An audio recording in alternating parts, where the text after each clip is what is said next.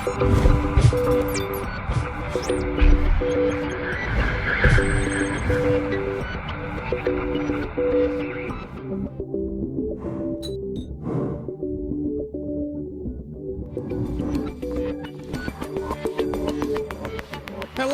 internet friends, and welcome to my show intro being a little bit too loud. There we go.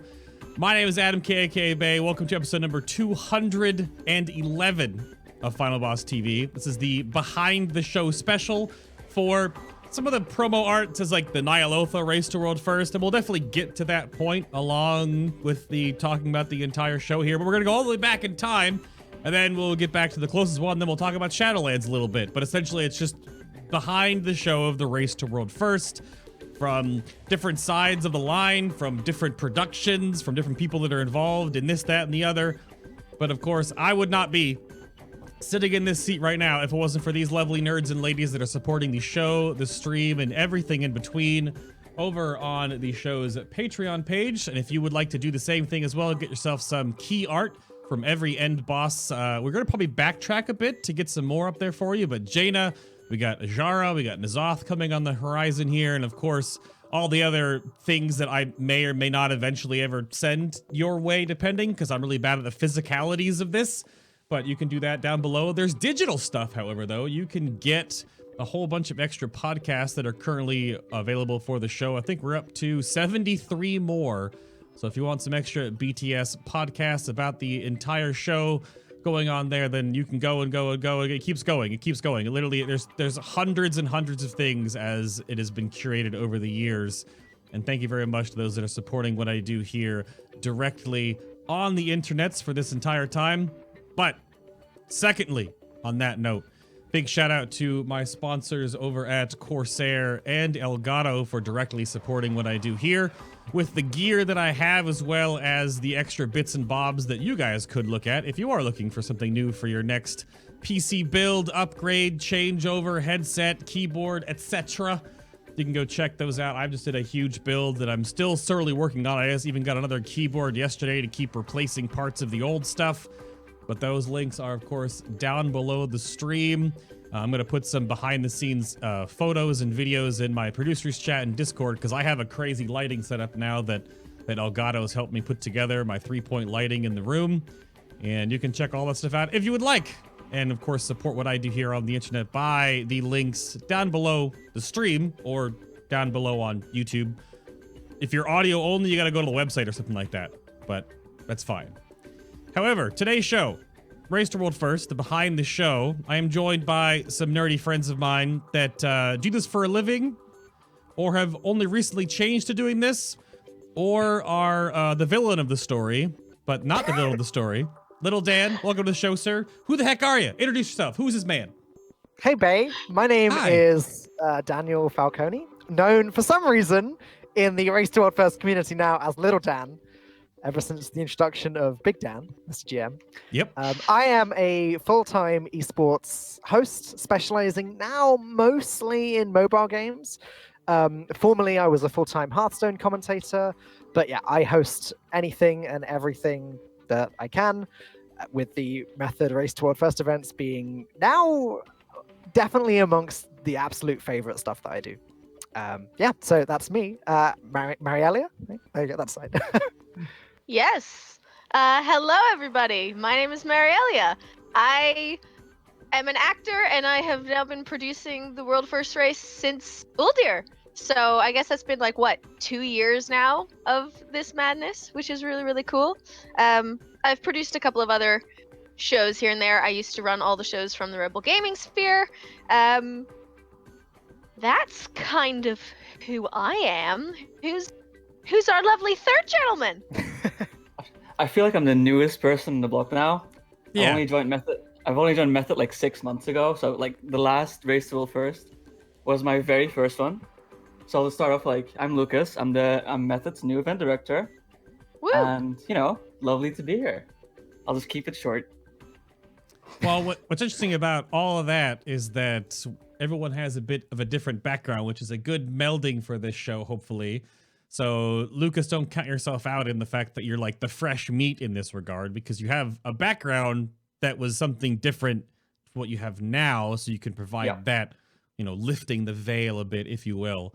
So I'm looking forward to hearing what you have to hear. I mean, for me as a film nerd, because that is what I have been actually traditionally trained in, editing, directing, producing, all that stuff for 2 years. Yeah.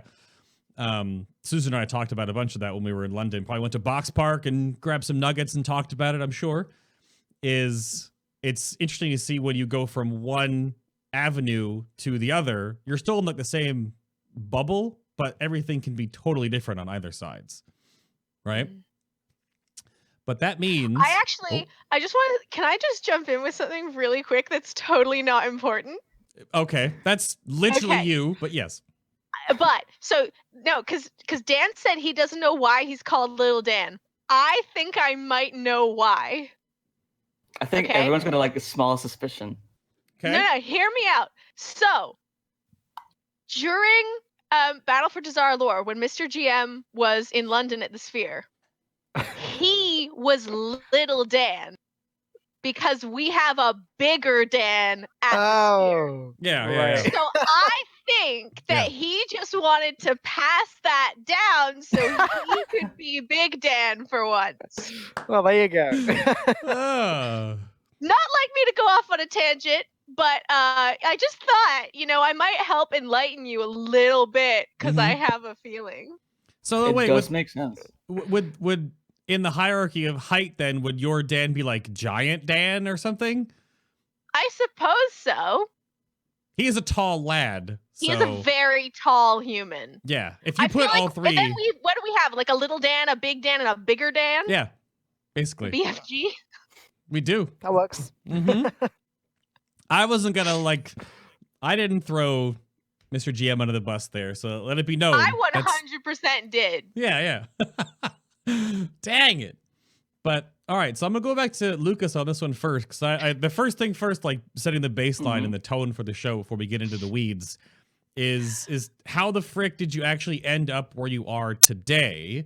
Because if you can recant a bit of your backstory and your IRL lore that led you on the journey that you're on, and Lucas, you're first. Sure. So it's a really long story, right? Like. Oh well, damn it! We only have 90-ish minutes. Come on. Okay, can I take like 80 minutes of that, or is that no? All right, I'll keep it brief then. So a long time ago, I used to actually be a hardcore raider. So I used to play for all these not like world first guilds. I think I played for Serenity for very briefly. I did a small trial for Method, like very briefly. Then I swapped to Serenity. I did half of Legion with them. And while all that was going on, I was also starting to build a small portfolio for myself in esports. So I think in total, I did 2 years of volunteer work for ESL, doing referee stuff. And then I made my career out of that. So I worked for ESL for a solid 5 years full time, doing product management and stuff like that. And then and one rainy evening, I was just looking around, and I met Sasha at Gamescom. And then we kind of just started talking about wouldn't it be cool if I came back to World of Warcraft? I was like, yes, that would actually be very cool. So, I just took it from that. We started talking about it, and, here we are. I think I've been with Method for, I think 6 months now. So, yeah, I think that's the very short version. The very short version. So how long again did you work for ESL, in total? In total, it's 7 years. That's so long. It's a very That's a huge commitment. Yeah. I know. The company is so great. I love esports, right? It's when you get to fill these stadiums, when you get to work for a BlizzCon or an ESL one, it's so cool. It's when you do it for a passion, you feel like you don't have to work, right? Oh, well, sure. That's the one thing that I think we've talked about a little bit at the past Race to World First now too, and I know a bunch of the casters had this, but yeah, Dan, what are your thoughts? Do you want to do this in front of a live studio audience somehow one day? I mean, it's always good fun, right? I have to say that whenever I am commentating or hosting something in front of a large audience, it definitely adds something. Whether it's a little bit of extra energy or something, it's definitely very cool. I'm very excited that a lot of what I'm doing this year is in front of a live audience. So it's quite different, but a lot of fun. But yeah, I mean, the more people that watch, the better, right? Yeah. So then, Susan, you're up next. How the frick did you end up where you are now? Absolute total chaos. Literally chaos. Yeah.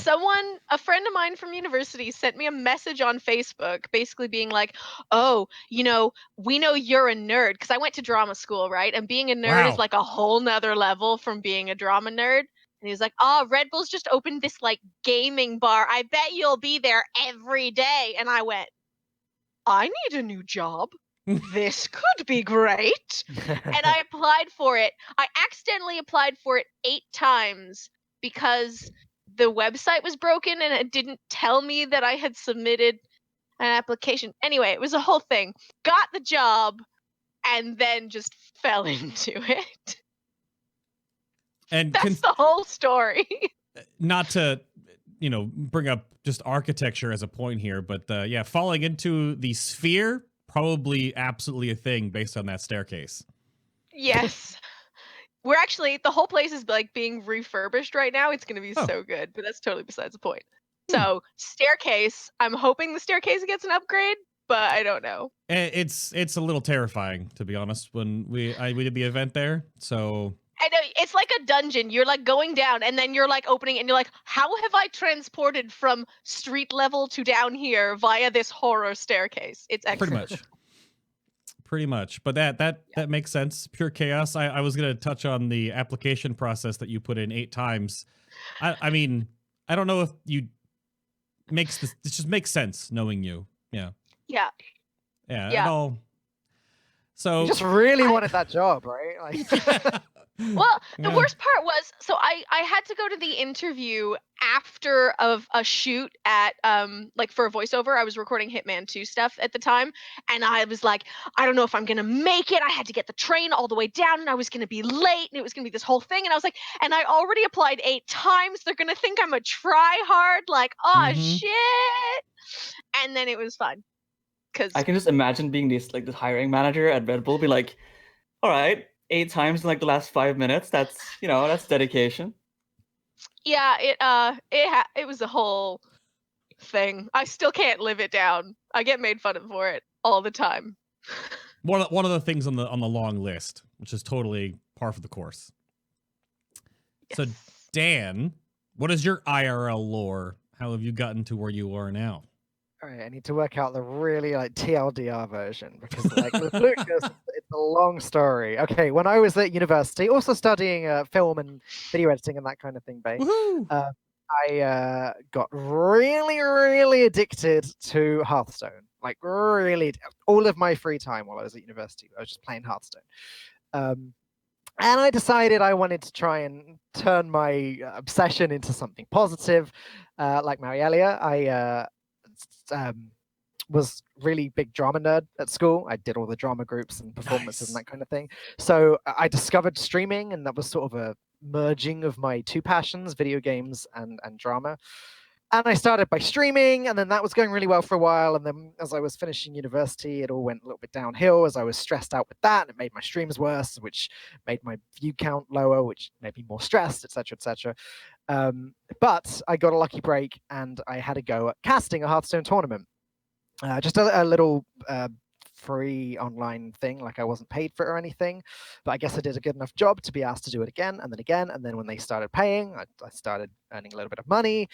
At the same time, I'd made lots of friends in the Hearthstone scene that were becoming big Hearthstone casters for Blizzard, and they started putting me forwards for things that they were turning down. And yeah, one thing led to another. I ended up casting Hearthstone for Blizzard for well, I guess almost 4 years now. But over the last couple of years, I still enjoy Hearthstone, but I've gotten a real taste for like stage and desk hosting. I really love, because for me, my love of Hearthstone was never really deep rooted into the kind of competitive professional side of it. I just love the game. I love video games in general. So for me, learning a video game at the very, very, very top level is not like as appealing to me as experiencing lots of different games and lots of different scenes and seeing what everything has to offer.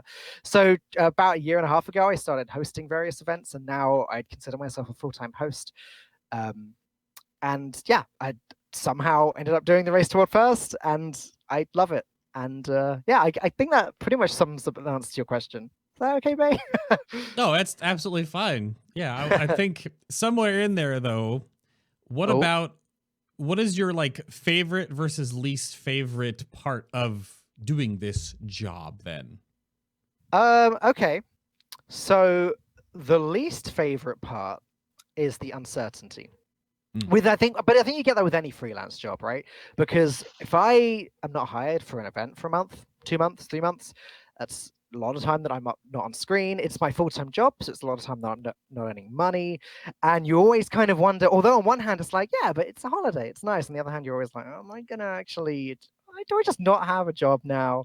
Yeah, it's like, That's what if I never get another one? Right, yeah, well, yeah, exactly. And Yeah. I'm a paranoid kind of person, and that is very much a thought that goes through my head. But favorite part of the job is it's probably just meeting people, like especially, and that's one of the real benefits of sort of expanding outside of Hearthstone and going into other games, is that because I get to host a variety of different titles, I work with different casters for different games all the time, and like with you World of Warcraft bunch, I think it's fair to say that at least where the Method events are, I'm one of the few people working the event that doesn't come from a World of Warcraft background. The word you're So I looking met for is everyone. noob. Yeah, that's the word, noob. So I got to meet you all for the first time at Eternal Palace, and then I met a few more in Vegas for the classic event, and then again with this event. And it's just meeting people is really great. You meet people that you have a lot in common with, and yeah, that is my favorite part of the job. So that's, I mean, I echo a lot of what you're talking about in that regard. The streaming stuff I've done for going on 8 years now, and then the more recent sort of adjustment to doing something a little bit more, some would say legitimate, having like the job in front of the camera, hosting, casting, analyst kind of stuff there. But from behind the curtain now, Susan, how about your least or favorite part, your least favorite and your favorite part of doing producing, building, managing, running what you've been running? Okay, now? that's super easy. My least favorite part of producing is not hosting. Oh. That's a hands down easy question. But my favorite part,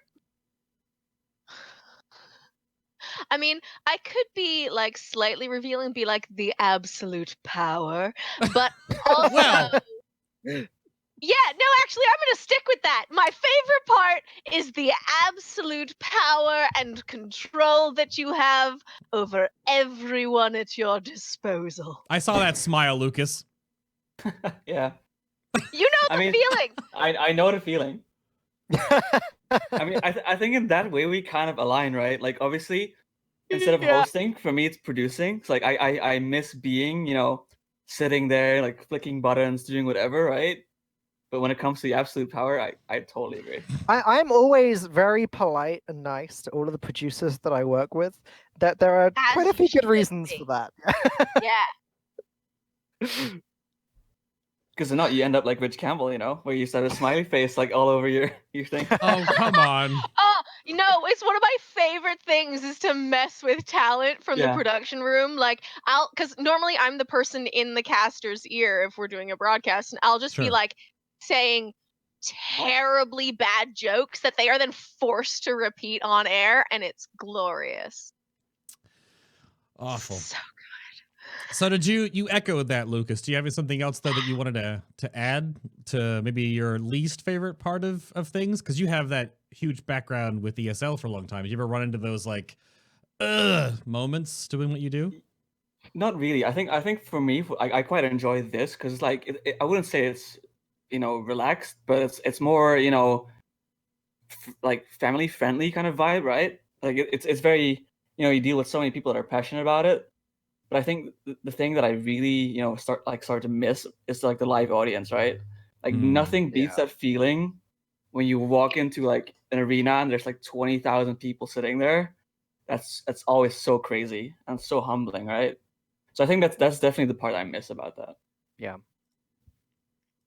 Yeah, I haven't done one of those. I've been a part of a couple of them. When I've gone to a couple of league events before in person. That's when the game that I've like spectatored in the seats, as it were. Okay. And then way back in the day, like hockey games, but that's not a video game. Quite different atmosphere there. Similar, but we're looking at a bunch of nerds smacking on keyboards. So, and it's funny that even bringing up that. I mean, Dan, I don't know which one of us had the comment about it. It's always funny when there's a poll that happens and it goes from totally dead silent, some murmuring in the background, production talking or whatever, and then just click, click, click, click, click, click, click, click, click, click, click, click. Oh my god, that sound. Yeah. We actually tried to hook up some microphones in like the limit player rooms last time because they had like sequestered booths. You could get a pure ASMR clicking going, and we couldn't find a way to like do it in time when they Yeah. were actually making good sounds, because every so often someone would just be like, "The pit," and then it just devolved and it ruined the sound clip. Yeah. That ASMR is probably my biggest regret Oh no. that we couldn't get for that show. Well, pull on that thread a little bit more, Susan. How about is there anything unexpected that along the way you've sort of learned or had to adapt to, or that you had to suddenly like crash course yourself in? Like, I have to have this by tomorrow. Is there anything that's come Like up Race like World First specific, or like in general? just you producing these events, or if something happened to Race World First? Yeah, but basically Yeah, something so the that first event, this is easy, sorry. The Oh. first event I ever produced at the Sphere, Mhm. I had 2 weeks notice because I was the only employee, and there was a whole bunch of production equipment. And ZSX came up to me and he was like, "Okay, so we've got this Street Fighter thing in like 2 weeks. We've got a Kumite qualifier. We need to broadcast it. Mhm. Can you do that? Can you just like figure out how this works and do that?" And I was like, "Sure, why not?" So I had to learn how to use every piece of equipment in that room by myself and put on a show in 2 weeks. That, hands down, is the time I had to learn things under pressure. After that, though, it made everything easy. Am I allowed to inquire how many nights you've slept at the Sphere? I am not contractually obligated to answer that question. Okay. Okay. Because that's never happened. Okay. Fair enough. Falcone, have you had any sudden things you had to learn for your job? Like, do you have any, like my note I have here, do you take any improv or like public speaking classes to like hone the skill? Because I've commented before and been very open about, you can host your pants off of anything. So I mean, when I was at school, I did public speaking, but it's not something I've done in the last 15 years. However, funnily enough, I am just about to start going to improv class type things locally. Yes! Actually, more just for fun than anything. I've got a friend that's really interested in going, so I said I'll go with him. But the more I've thought about it, it's like, actually, yeah, that's really important for my job. 90% of my job is talking to another person about whatever I can think of talking about. So, yeah, in terms of learning things quickly, I don't think so. Apart from when I started and was just doing lots of online jobs and had to produce it myself, again, with the production side of things, like I had to learn Photoshop very quickly and I had to learn like the inner workings of OBS and XSplit and whatever very, very quickly. But for actual hosting, I don't think so. I mean, a lot of the job is just talking about the game. Obviously, I have to learn stuff about games quickly sometimes. But otherwise, no, it's more just been a like slow process of just hopefully improving over time. Okay. And then, Lucas, my follow-up for you on that one was, does your history with ESL lead you to knowing all the ins and outs of the type of work? Or are you still, like, every new event or when you transition from ESL to Method, did you have to, like, relearn or, you know, put all the gears and cogs in different orders and sort of retool your way of doing things in this regard? Or is that still an ongoing process? So it's like yes and no, right? Like obviously the events, like how events work, it's very similar. The way the processes work though is very different, right? Like obviously when you have like a massive, esports organizer behind you, you have so many things that are in place that you can sort of like, leech off, right? whereas now you don't really have that. So like a lot of stuff you have to do yourself, right? Mm-hmm. So I think for me, what's very new in this role that I'm doing right now, because it's sort of like a leadership role, right? Like where I'm trying to build an event team for Method. Right. I think what I'm learning for these events, and especially if, like moving forward, is like putting a lot of structure in place, rather where where I was used to that structure already being there, which I think is a super cool skill to do, right? Like it's super nice for me to sit there and think about like, all right, so how would I want to do this? How would other people, have an easier job doing this? So that's kind of like what I'm doing right now, which is it's super great. Okay. Well, then this was posted in my Discord, and I forgot to put it in the main notes. I just kind of taglined it in right now, and that's to basically piggyback off of that point you just brought up, then, Lucas. So, what would you, in your regard, and I'll go to chaotic, good Susan and Falcone after this as well, is what would you say to anyone that is trying to look at getting into this field from your side of things? What would be your don't do this or do that kind of a tip or a nod to them? Sure. So I think I've been to like one of my old schools where I did a similar talk. Like a lot of people think that they can get an esports by just doing whatever, right? They just play a couple video games, they apply for like a company, and they kind of expect to get in, right? Mm-hmm. I think, especially you, I think Susan maybe can correct me, but I think when it comes to like event product management and producing, getting real life experience is so valuable, right? Especially Oh my now, god, yes. esports is like maturing so much. Like if you have on hands-on experience with actual broadcast equipment, or like you've produced a show before, It doesn't get beaten by anything. right? Because like when I look at myself and I have to hire someone, and it's like, yeah, I've hosted like a couple events by myself, right? Versus a guy like I've worked in like for BBC, whatever, like that guy any day of the week, right? Because like learning gaming or like being a casual gamer, so you different. learn, right? Yeah. Like I would almost, and legit, I kid you not, we've done this. I would rather find some guy who can use OBS well and doesn't know the ins and outs of how to call a show or what a run of show is or any of that, than hire someone who has all of that technical knowledge but knows nothing about gaming. Because the kind of content that you're making, it needs like a different work ethic. That's the biggest thing for me. Like the style of the actual content is different, but the work ethic is crazy. Like, I mean, because obviously I come from an acting background, so I've done both kinds of content on both kind of sides.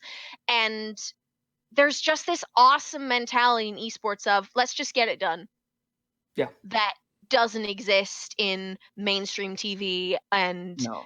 it's not the same. And I want people who can roll with the punches and have that attitude more than I want someone with technical skill, because you can learn that stuff. We can dumb down the show to make it doable for you.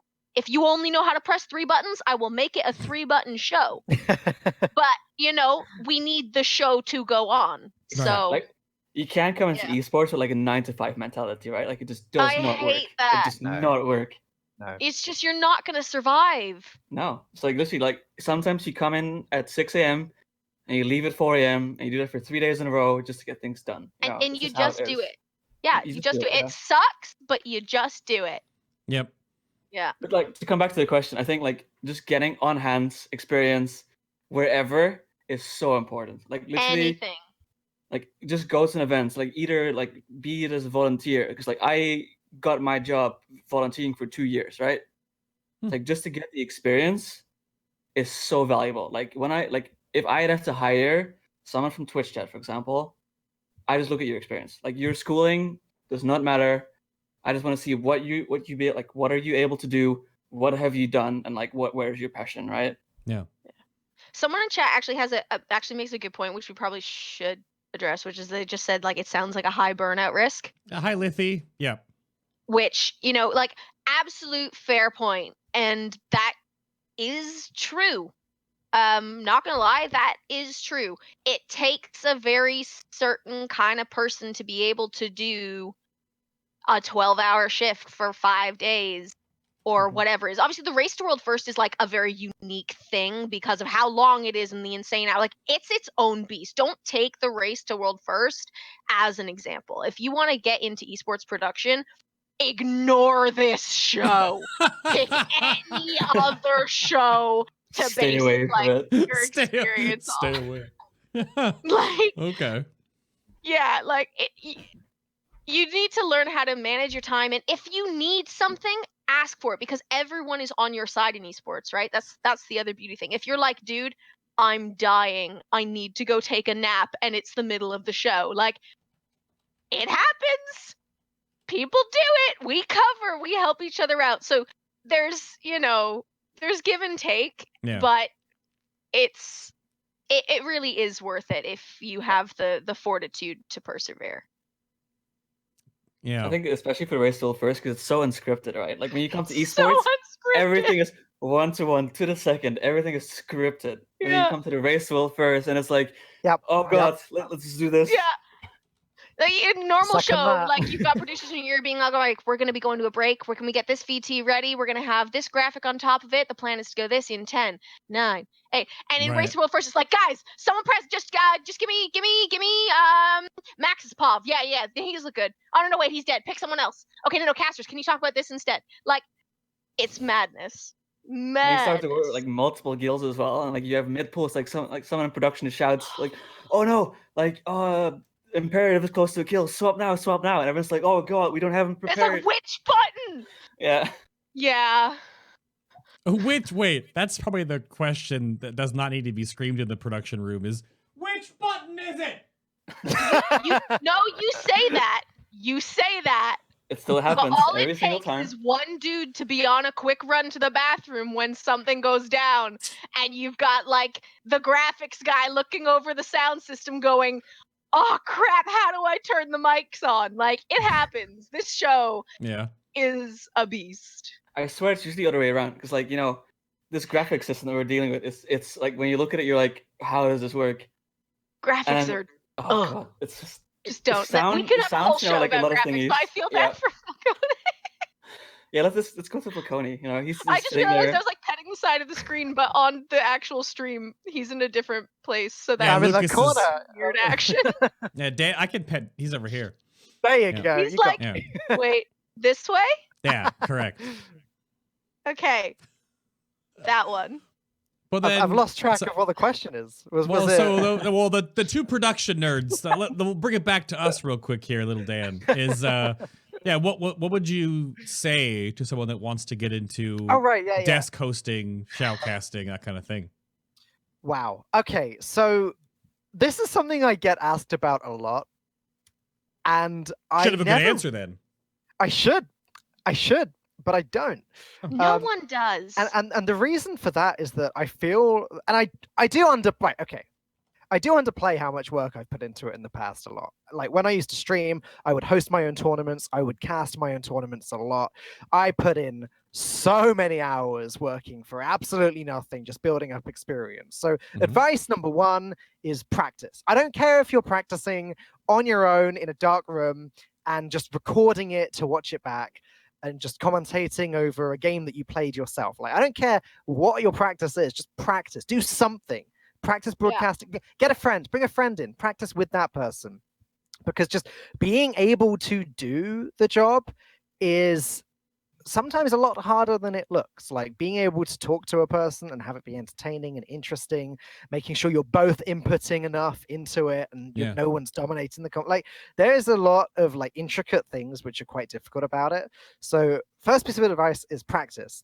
When it comes to actually getting yourself out there and getting hired for jobs, that's where I struggle a little bit, because I, again, very much fell into it. I went from streaming and doing my own tournaments to sort of making friends, and they put me forward for things, and just sort of like step by step got to this point where now I know a lot of people. I've got a lot of different contacts and a lot of different esports companies like ESL, like Red Bull, etc. And now I pretty regularly get approached for work, and that's great. But like, if you're asking me how I got there, I really don't know. Like it feels like a lot of it is random, and a lot of it is definitely who you know. So a lot. Like, Yeah. you can't get an agent in esports. It doesn't work that way. Yeah. So, I mean, I guess my other big bit of advice, other than practice, is don't be a dick to people, because make friends, do stuff for people.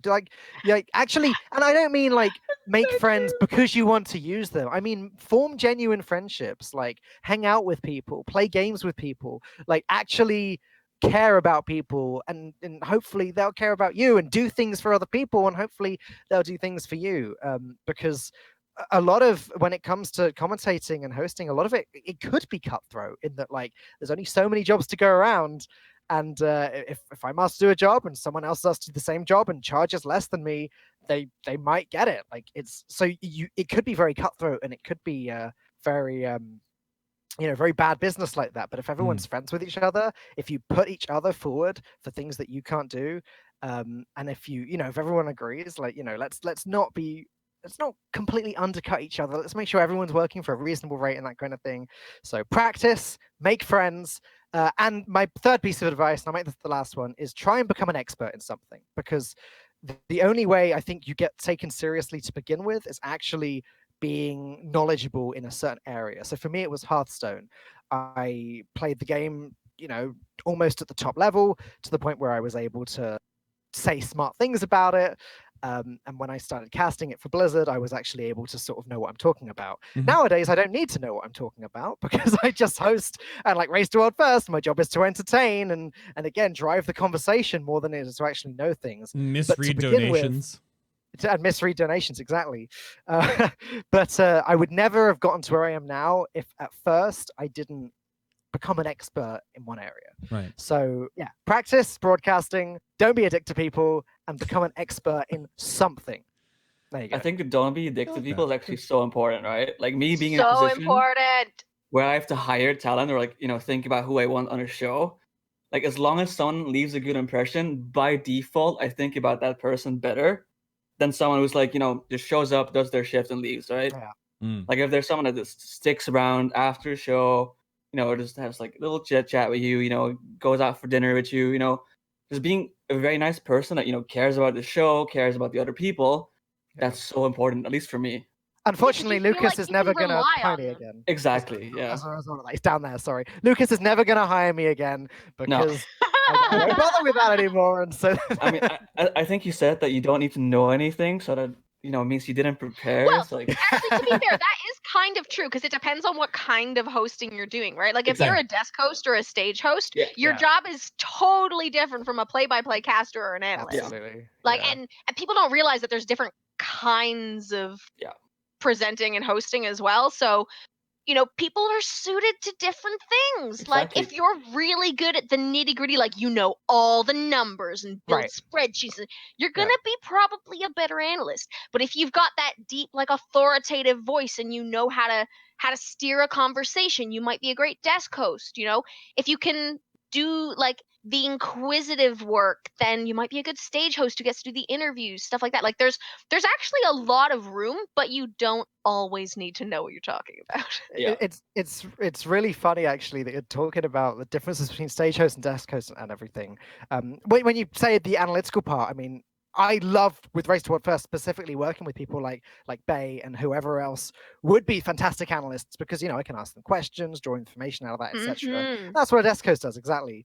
The reason that it's funny that you bring that up is because I'm hosting the Brawl Stars Championship this year, all year, at ESL Poland, and I actually thought that I was going to be the desk host for this show until I turned up 2 weeks ago and found out I'm actually the stage host, which is an entirely different job. No. But all prep. As it happens, it was just a case of I've done too much prep, because I'd played the game a ton. Like, I'd played the game a lot, so that I'm ready to drive conversations about it. But being a stage host is totally different, because I'm not going to be conversing with anyone. I may have an interview or two, but like most of what I'm doing is just being big on stage. Hello and welcome. Yeah, blah, blah, you're blah. crowd hype. Like, you don't even talk about the game, like, right, ever. exactly. Wait, but you're like this big. Well, you can frame the tiny camera, guy. as long as you put the camera like facing upwards. What is It it they also say depends about on the stage Tyrion? she's on. Sometimes a small Yeah. man can cast a big shadow. Is that it? Like, I was Yes. gonna give a Tom Cruise reference, but he always looks 6.5 feet tall on camera, but he's actually rather short. So Yeah, he there's is that. actually. Yeah. Well, he has a special apple box that he always has in certain shots for his over the shoulders and his back and forth. So he always has the Tom Cruise box to raise him up that. Yeah. That's actually so common in esports too. People don't realize it, right? Like a lot of casters, because you Yeah. know every single time all your casters You to need be all the even heads height. to align. Exactly. True. Yeah. I So like for guess. example, It's when so you're doing tricky when you've CS:GO, got people at different heights. yeah, like there's Ugh. so many people standing like banana crates or something like that, like every single event, and people don't realize it's so funny. All right, well, we're going to play with the timelines here a little bit, and Ooh. we're going to go back. So I started my show in Final Boss TV way back in Mr. Pandaria, and one of the biggest things that I wanted to start the show with and discussing and talking to and interviewing was that I felt there was this hole in the WoW community that needed to be filled, and it was almost like had envisioned this like, even though the hair is slowly going that whatever, the Conan O'Brien of like interviewing raiders and the world first players and the guide writers and the mathematicians that figure out how to play this stupid video game, right? In the context of World of Warcraft directly. So MOP to Warlords of Draenor to Legion, all through that time, I was asking the first place, second place teams, are you guys going to stream? Are you guys going to make an event out of this? You're going to lift the veil, right? Show everyone what you do and how good you are at this silly video game. So why now? Why Battle for Azeroth? Why Uldir? So Susan, can you take us back in your TARDIS real quick Yes. to tell us about how like ambitious and crazy and low budget and cramped and exciting the first Race to World First setup was, and the start of the hashtag RWF. How did you do it? I mean, I'll be honest, like it's been a long road to get the show to where it is today. Like the very first time that this show was discussed as a real possibility, because like I know like personally, and I know some other people who've played WoW, we've wanted something for rating like for a long time, right? Since streaming culture really became a thing, and we've wanted that level of like exposure and to see the stuff that we never get to see ourselves, right? And the first time this really was discussed being a possibility, I was sat in the gaming sphere. I just started working there, and ZSX and I were like brainstorming what are we going to do with all this time that we've got to be open to the public. And I was like, well, why don't we do something that's got like World of Warcraft? Because I really like World of Warcraft. I know it's like an edge game that's like not mainstream, but Sure. I really like it, and I think there's an opportunity here. And he looked at me and he went, are you messing with me? And I was like, no, I think it'd be really good. He was like, no, look. And he turned his laptop around, and on it was the first draft of the actual pitch deck for No the Race to World way. First broadcast that That's insane. ended up being sent to Method and to the Rebel bosses and everybody and stuff. And I was like, no way, this is gonna be so good, because we both were on the same page about what this could be. And it was like a slog, because everyone was like, no one's going to want to watch Raiders sit and die for 16 hours a day for however many days. It's a logistical nightmare. Like, you don't know when it ends. We don't sometimes know when it starts if we don't have the raid release dates. That's like, yeah. It was painful. And the event wasn't even going to happen. Like, it wasn't going to happen because we'd had back and forth. We did a whole launch party where we brought the Method guides down and chatted with them. And 2 weeks before the event, we were sat in a gas station in the middle of freaking Alberta on a call with Sasha and Sko being like, guys, come on, let's do this. And they were like, I don't know. It's going to be terrible. And we were like, just let us do it. You don't have to do anything. Just send 3 people. Because that was all we had space for. There was a Rooster Teeth event already scheduled in the other room. So we crammed these 3 raiders, and obviously Kana counts as a raider. So 4 raiders and Hotted. Wow. And because Kana was like on the desk because he was a shaman and he was benched. It was a whole thing. That's just the story of BFA. That's the story of It's the Kana. story of yeah. BFA. But that was it. We crammed everybody in this tiny room. We had 1 computer. it was myself and a guy called Tyrant, who's a big FGC community stream guy, and another guy called Ben that we got in to help me kind of run the show. And then Rich Campbell came down for like a day. Yeah. Potted was there, Kana was there, I was there, ZSX was there casting. Jari joined at one point. Kana's random friend was there with him, so we were like, sure, let's get her on the couch. She knows what she's talking about. And we just kind of filled the time with chat and like proper community engagement using leftover decorations from the BFA launch party because our budget was so skint. Like, we had money to pay for food.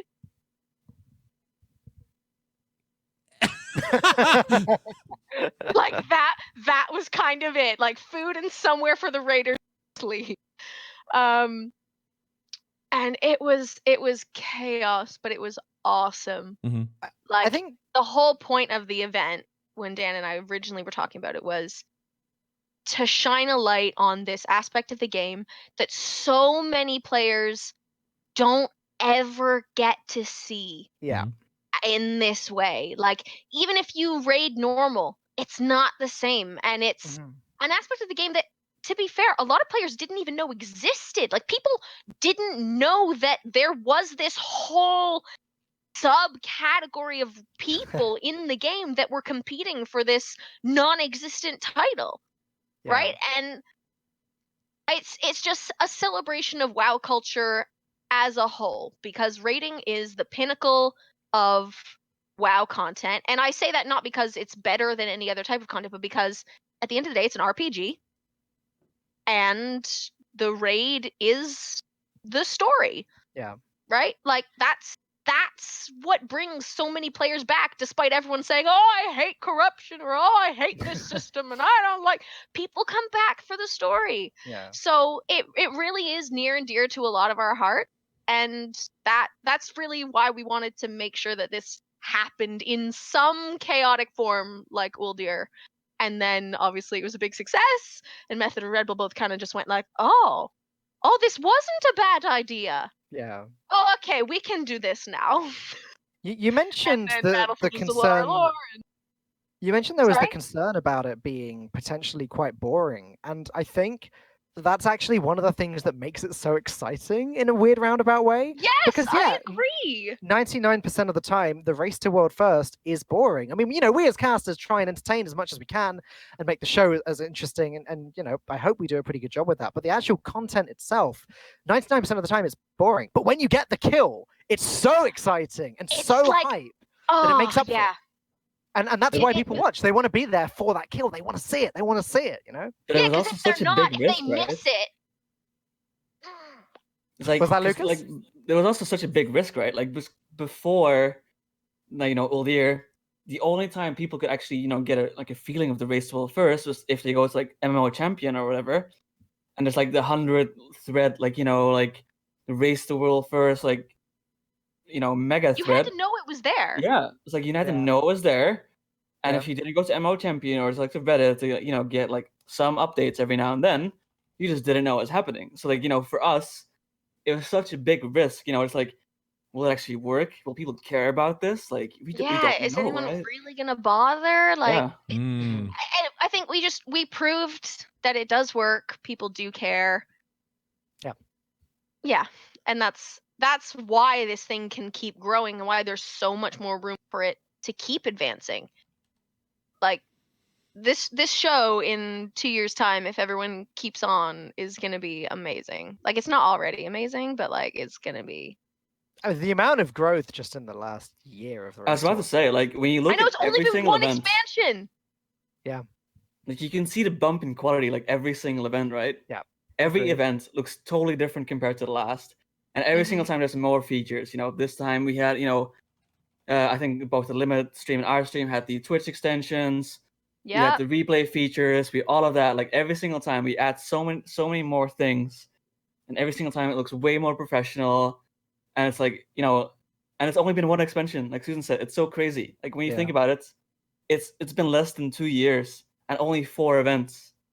It's like, who's to say like what it looks like in the next 2 years? Yeah, that's super crazy to me.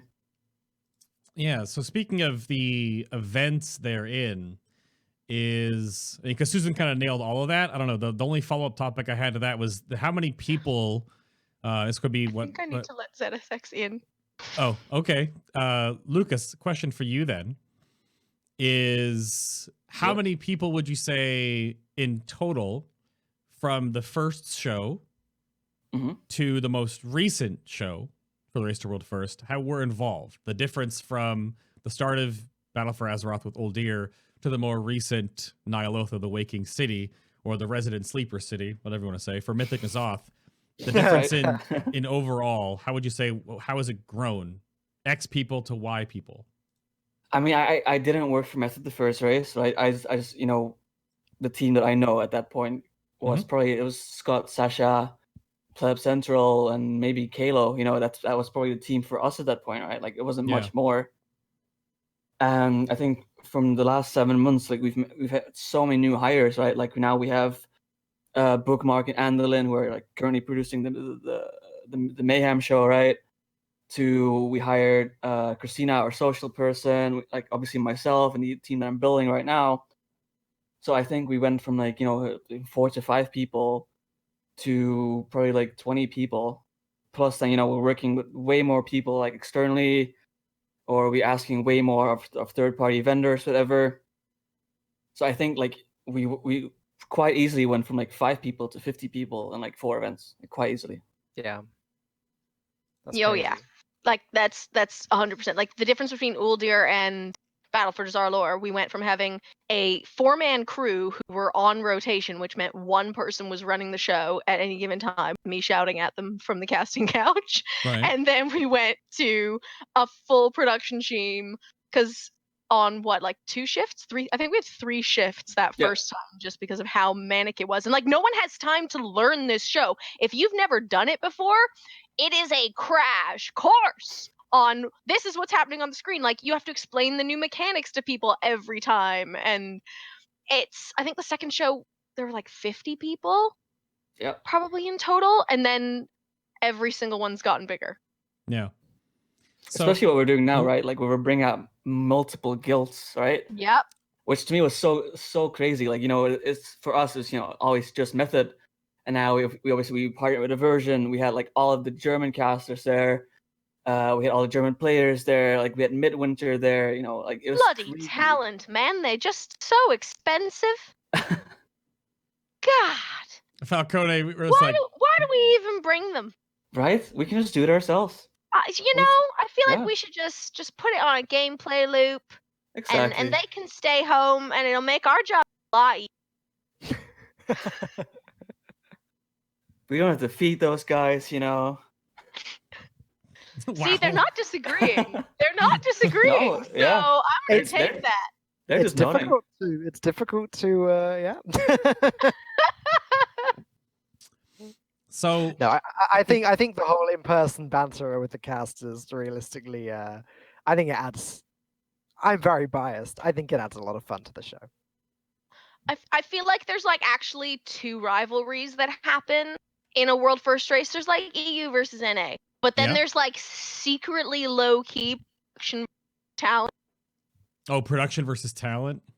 Yeah, I feel like that's just like a subtle thing. Like it's not like it's like a Pokemon rivalry, where like you're really just there to support each other, but in like a but you gotta step it up because I'm gonna step it up kind of way. I think production have the hardest job by a lot. That's so true. Like I think the production carry any show, to be honest, because like the way I've always looked at casting is that it's the casters' jobs to make the players and each other look good, but at the end of the day, it's the production's job to make the casters look good. And I just think that is a lot of work right there. I think it also comes down to like when you have a show that's live literally 24 hours a day for God knows how long, you know, talent can only do so much. Like at some point, production has to step in and do, you know, either like funny stuff or, you know, do something creative. Yeah. Where at some point, you know, like talent has to stop, right? You know, like you can only talk about so much. You can only read so many donations. At some point, something has to change, right? Yeah. Yeah, and that's why chat gets to enjoy things like the code video or the Exactly. tendies cam. You know, there's really quality content that happens in that downtime, guys. If you're not tuned in to Erase the World First 24 hours a day, you're actually really missing out because it's in that downtime when real gems Yeah. Exactly. come to life. That's when you have the rich smiley face. Oh, the Yeah. rich smiley face. So then we started with Old Deer, and then sometime later, the Race to World First has been commented. We went to the Battle of Azaralor, which was Jaina. And then there was the Race to World First Crucible of Storms, kind of. It was just the post show that Rich and I did, which was basically just Rich, myself, and Mike.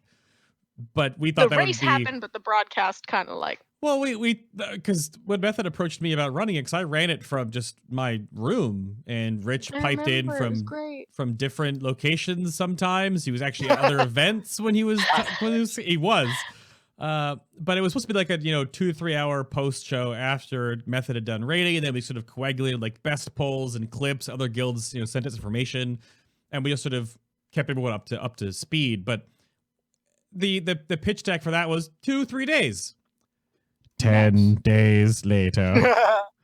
It was almost You're 2 like, weeks. What and did it I was- sign up for? Thinks Bay. I producing love it that. in his room. Like, Well, I don't think anyone expected that long, No. right? It's like I the first remember boss, we were couple messaging. hours, and then the second boss, maybe a day, not longer, and then all right, 8 days, all right, yeah. Unat was That a was real such boss. a good mini raid. yeah. Oh, for sure, to watch, and no one will ever experience that boss like it was when it was first there. Those first handful of kills, because Unat got gutted afterwards. Not the same boss fight. You see, I'm not a fan personally. I mean, I'm slightly weird, but I'm not a fan of Blizzard nerfing bosses. Like, if it has been killed in a legitimate way, like if the boss is not bugged in some capacity, it should stand. Like, it shouldn't be killable by everyone. I have this belief that not everyone is good enough, and not everyone should be good enough. I Like, agree. mythic bosses should be so hard. It's like I think the best thing that, in my opinion, they did was Ice Crown, where they didn't touch the boss per se. They Mhm. just added a ramping like 5%, 10%, 15%, like on your damage and health, whatever. I think that's a better way to go about it than just straight up nerfing the boss, right? Yeah, let the boss stand and let the players get stronger. Exactly. Yeah. Because it's an RPG. That's kind of what's happening right now, even though the corruption system, which I don't want to get into, is obviously very frustrating. We're not going to bring that up. No. So the other parts that I have here in the timeline, because there's other bits I want to get to here, and we're basically at the halfway mark, but we're going to keep going because we got more stuff to go through. So that transitioned into the Race to World First, Eternal Palace, Queen Ijara, which I think that's when it sort of hit that tipping point, because then there were 2 shows. And we're not going to go into what the internet, the blah, blah, blah, but that was Red Bull's coverage with Limit, and then back at Take TV, this started the relationship that Take TV has with Method at the time, just them. Now, of course, it's grown to include more guilds. And then we had a bit of a special Race to World First, the classic Race to World First in Vegas, the side project there. And Falcone, as a British gentleman, how did you feel it was to attend the event in the city that never sleeps? so freaking cool. Like, I'd never been to Vegas before. I've done various events in Los Angeles before, Mhm. but I'd never been to Vegas, and yeah, it was a lot of fun. I personally love the heat. Obviously, Vegas is literally in the middle of a desert, so that was it was a bit more than I expected. I was warned, but I loved the heat. There's lots of things in Vegas to do, lots of games to play, and lots of money to be spent. So it wasn't a cheap trip, but no, honestly, I absolutely loved it. I hope I get to go to Vegas again soon. Amazing. And that was did you get to spectate that from the outside then, Lucas, to see what was essentially beta tested in that regard? I know from the casting side of things, and little Dan could probably agree, the the way the show was run there was awesome, but Mhm. I think the event was obviously harder to put together. It was just leveling, basically, right? Essentially, Yeah, like but I only started Method a week after that event, so like kind of what Yeah. I did is I just sat there. Like they invited me to the Discord, you know, like as an honorary thing. You know, like maybe if you have feedback, you know, feel free to send something through whatever. So I just sat there like I don't have much value whatever here. It's like that light looks wrong. Like literally the feedback that I gave there is like, but that LED panel, it's very bright. It's like that was me for the classic race. Like I didn't do much, but you know, I didn't officially work for Method yet at that point. So Dude, as soon as you like just dip your toe in, that is always the beginning of the end. yeah, Like it always is. especially for me because I'm so nitpicky, right? So like if I have, you know, a channel where I can voice my feedback to, sure. I will You're be. gonna get it. Yeah, you'll get it. And Yeah. I am super nitpicky. It's like when I see that X LED panel is 10% brighter than the others, I will let you know. Thank you. Thank you. It's like I'm the same. yeah. It was super different, just in general, that event from the other Method events that I have cast. In the stuff at Take TV, very chilled out, very relaxed, just talking to some friends on the couch. Whereas at the Vegas event with WSOE, it was very like high production in that it was production talking in our ears, telling us when an ad was going to play, telling us exactly when this was going to happen, exactly when this is going to happen, which is more akin to the other shows that I work on. So like, I'm not saying that was any sort of problem whatsoever. However, I would say that, in my opinion, the sort of vibe that the Race to World First events has, I think it suits the Take TV, maybe lesser produced style a little more. Just because of sort of what the show is, you know, it's a 24-hour show, 7 days a week. I think relaxed is the way to go with that. I think we had so many discussions about this in Grefel, right? Yeah. Like personally, I don't want this super high energy, everyone's super excited all the time. I want like my vision for this is everyone's just very, you know, laid back. You know, you can tune in when you want to. It's very family friendly. It's very relaxed, and it's just funny. Yeah. There's this big debate. Like, is it esports? Isn't it? Like, I think in a way it is, but it's also entertainment, right? I You think can take that further. You yeah. can say, is esports sports? Like, Exactly, why put a word on it? Like, it just doesn't. exactly. The show is. It's neat because I was having this discussion and I like kind of agree, but I also kind of disagree because I get why people think this is an esports production, but at the fundamental level, the competition is not an esport. It is not a, you know, level playing field that is, you know, everyone loads in with these are your armor values, you get one of each class. Like there's no rules to this that make it a formalized competition. It's not. It's a community run thing that we're just putting on the camera. So you need to strike that balance between providing something that's fun and engaging and you don't have to feel obligated to watch all the time and stare at, but that is still professional enough to merit the cost of what it takes to run something like this. Because let's not forget, these events are not cheap. Like whether you're doing it super esportsy or not, you're still paying for a crew to be there 24/7. You're still paying everyone's travel and accommodation. Like, so you need to like balance those two where it's still community friendly, but you're still providing a top quality product that's going to get you the bang for your buck. But Like, it's not an esports broadcast. Yeah, like for example, like I dub my own word for this. Like when I'm like in sales meetings or whatever, right? I just call it entertainment sports. It's not esports. Like in a way it is, but it's also, as Susan said, it's not a level playing field. You know, first you have NA, then you have EU, whatever, right? Like it is what it is. It is what it is. That's like, what we all signed up for. It's just a different esports. Yeah, I'm looking forward to checking my entertainment mail later. Exactly. It's like yeah. Well, then we get to the very recent Race to World First for Ny'alotha, like I was saying, and again 2 shows, And this now ever, because the previous with Battle of Ny'alotha, that was the Red Bull Gaming Sphere in London and then Take TV in Germany. So the NA team actually flew overseas. So it was still both teams essentially that were going for the 2-horse race were overseas. Now, Ny'alotha, it was actually the East versus West. It was the NA versus the EU rivalry where we did have the split down the side to make that esportsy narrative, right? League of Legends has it, Dota has it, StarCraft has had it with international stages and people coming from the other side. Yeah, but anyway, so it's the first, like, I would say, like, real felt rivalry with two different countries involved in World of Warcraft in that sort of traditional esportsy sense.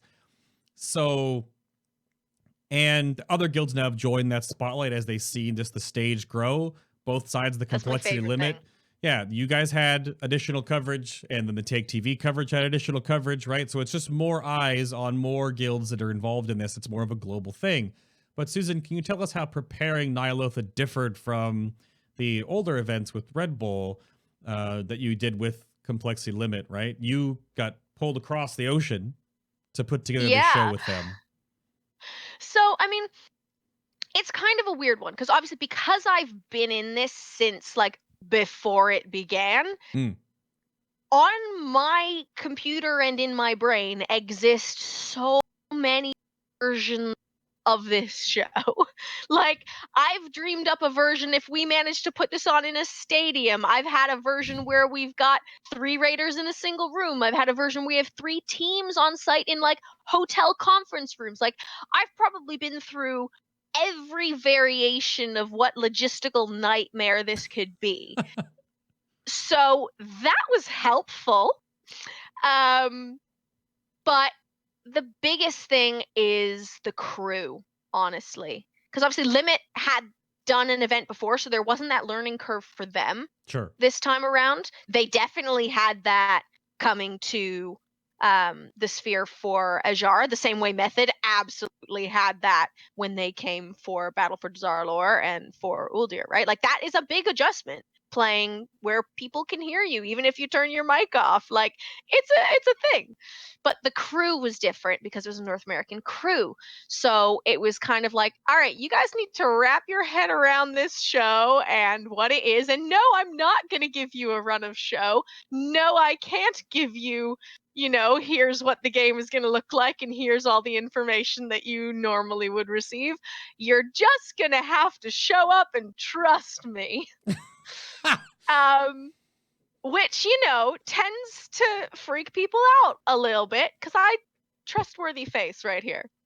But yeah, that's definitely the biggest hurdle when we had to move the show that way. But again, nothing that's not insurmountable. Like, anytime someone new jumps on the project, they're gonna have to figure it out, and you just do it. So then, Lucas, throw this over to you then, going back to Take TV for sort of a sequel. What were the main improvements you wanted to and hopefully saw for that round 2 event? Because as Susan just went over, she had to build it up from the crew at the ground level with their whole studio, but at least the gamers were more acclimated. But going back to the same location again, and from one event to the next, how did that bubble over for you? So personally, for me, I want, when I picture myself as a viewer, I want to see everything in one place, right? Like, I don't want to go to I'm watching the stream here, and on my second monitor, I'm watching, Raider.io for the rankings. Yeah. And on my third screen, I'm watching Wowhead for boss guides, and on my fourth screen, I'm doing this, whatever. Like, people don't have that many screens even, right? So what I want to achieve with these thingies is that everything that should be accessible, right? Like, as a viewer, I want to see rankings, I want to see boss abilities, I want to see instant replays. Like, if something funny just happened, I want to be able to see that, right? And I want to see instantly. So I think we definitely took a good step in the right direction. We're not there just yet. I think there's definitely, for our stream at least, definitely things that we can still improve on, for sure. But compared to Ajar, we definitely took a big step up, I think. Yeah, the your show the second time around was so different. Yeah. Like so different. You could see the prep time. Frankly, you I could think see that you weren't starting from zero again, which I think I started like 4 months in advance, I think. right? It makes Yeah. all of the difference. Exactly. I'm waiting for the day I get to plan one of these shows in more than like 3 weeks of actual time. Well, that's the weird. The next one, for those that are involved, the next one will be different because Old Deer was a launch of an expansion, but that was sort of the 2-week notice. Now with Shadowlands, it'll be able to be laid out so much more in advance when we finally know when the expansion comes out. Exactly. And it's usually like the raid's like 3 weeks to a month after the expansion launches for that whole like building or initial period. So there's probably a very different back end that you guys maybe have already started in some ways, or at least will start sometime soon, that you can actually have way more time to start getting this all sorted. That you've learned from. Sorry. No, you go ahead. That was it. That you've learned from these events. No, I was just gonna say that I think it's kind of interesting that you talk about that because not to like frame this as a competition, but like Method actually are in a really good position advantageously for them because of the fact that they are their own org. Right, in a way that like Limit is not the org, Complexity is the org, or Red Bull was the org who decided to run the broadcast, right? So like Method have the autonomy to be like, we're doing this, here we go.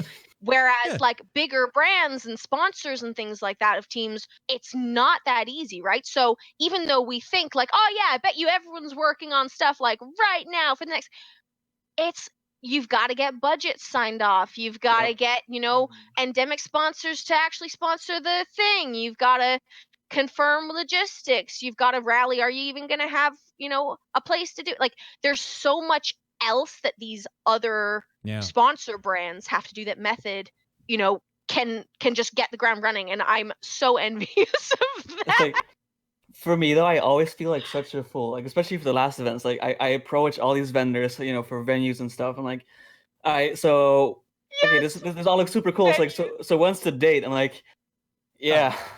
That's the rub. And how long's the event? Oh my god, my favorite question. I will say that is the one thing I have never had to worry about for either of these shows. It's like when you're talking to a production company, you're like, all right, we want to hire all this and somewhere in 2020 for X amount of days, and that's the info I can give you. And they're like, what do you mean? It's like, they can't process the request. It's spectacular. Somewhere between 3 days and 30 days. Yeah. And then if you like commit to how much time, what do you do if it ends early? Like, do you just fill 4 days of content? Do you suddenly have a 10-day post-raid show? Like, all questions rough. I had as a caster for the event as well. Like, as a caster, you get no information. Like, you don't know.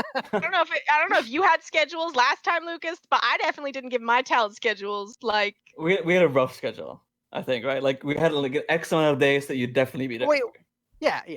And we had a rotation. No, that's fair because obviously you have to negotiate things. Exactly. We had like, on my end, I had like a minimum amount of days, and then just like. Yeah. That was guaranteed income if the event was short, and then if it went over, then which is it's the thing. Like whenever I do a show as either an actor or talent in that capacity, it's like no, I need to know what I'm doing.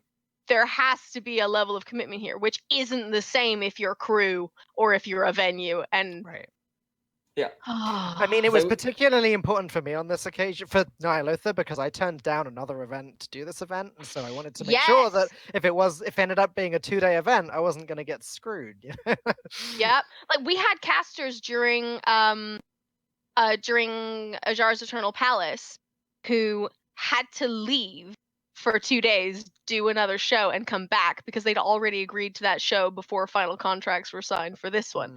And we just were like, who was that? I wonder. I couldn't tell you who that was during Desire Lord. Yeah, Mike and I had to go to PreachCon. We literally had to leave. We had to leave. That's right. Hop multiple planes, come right back. Yeah, because when it ended, we went, oh shoot, we've got 2 days left of this equipment. Like I was saying, what do you? And they were like, post-raid show, and I was like, okay, I'll plan a post-raid show in 48 hours. Thank goodness this is gonna be easy. Yeah, there was a lot you guys did, though. we had the same this raid, I think. Like, Ugh. I think in 2 hours we broke down every single PC, every single desk. We reshuffled all the couches. Like, all right, and we have 2 hours. Let's do a post-raid show. Yeah. And then obviously that wasn't properly planned. When you're working with clean feeds, obviously you have to give them some sort of heads up to what you're doing. And especially when you're working on traditional esports, people are like, where's your run of show? And you're like, well, we don't have one. What's a run of show? Sorry, what? I didn't hear the question. Can you just repeat that? Oh no, I seem to be selectively deaf. It's like script? What's that? We don't script anything here. Yeah. Yeah, that's too much. You're asking for too much. We are but humble esports. Yeah, give Falcone a Mega Buster, perfect with that 8-bit. I'm gonna swap everyone's piping to me from overseas. Let me just jump Discord servers as everyone goes blah, blah, blah, and we'll see if that fixes things. But like a topic and a half, and then we have the little break, then we can actually sit here and talk to chat if they have questions for us. I've moved some topics around. So this is again, I'm gonna go to Susan, you first on this, and then Lucas follow up, and then Dan, you're putting a bow in this one. Ooh. But I guess in this case though, how does it feel to be part of just this growing almost seasonal event now that was so small and built from the community outward and grown to be one of, if not the most watched event on the platform on Twitch TV for the duration of the event? The stats come out. The esports guys like pay attention to the numbers and the metrics and things, but when it was just the one event and now when it's split into the two for the NA-EU rivalry, whichever it is just billions of watch time across the platform. It's huge. So Susan, from your tiny humble beginnings at the first event to now, what does it feel like to be a part of just this?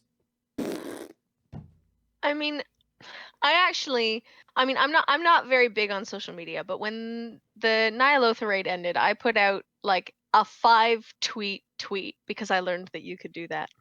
And it was basically just summing up exactly the answer to this question, which is it is insane. It's a crazy feeling having, like, it feels like a giant snowball, okay? And we like rolled a little one at the top of the hill, and then we kind of pushed it down the hill. And as we went, it kind of went, and then the snowball kind of like broke into 2 snowballs, and now it's going, and then those snowballs are going to break down, and it's going to become like a massive avalanche. That's how I feel about this whole thing. And I hope we don't break too many snowballs. You've never had a snowball crack? No, I mean, I hope there's not too many different events going on at the same time. Oh, I mean, was following the metaphor. Because you want a job. Like, they had a little stream or something going last time as well. They did a little mini broadcast when they were live. To be fair, Bay, the more different events happening, the more likely I am to be hired for one. Oh, so maybe. From my perspective, that's fine. You gotta think.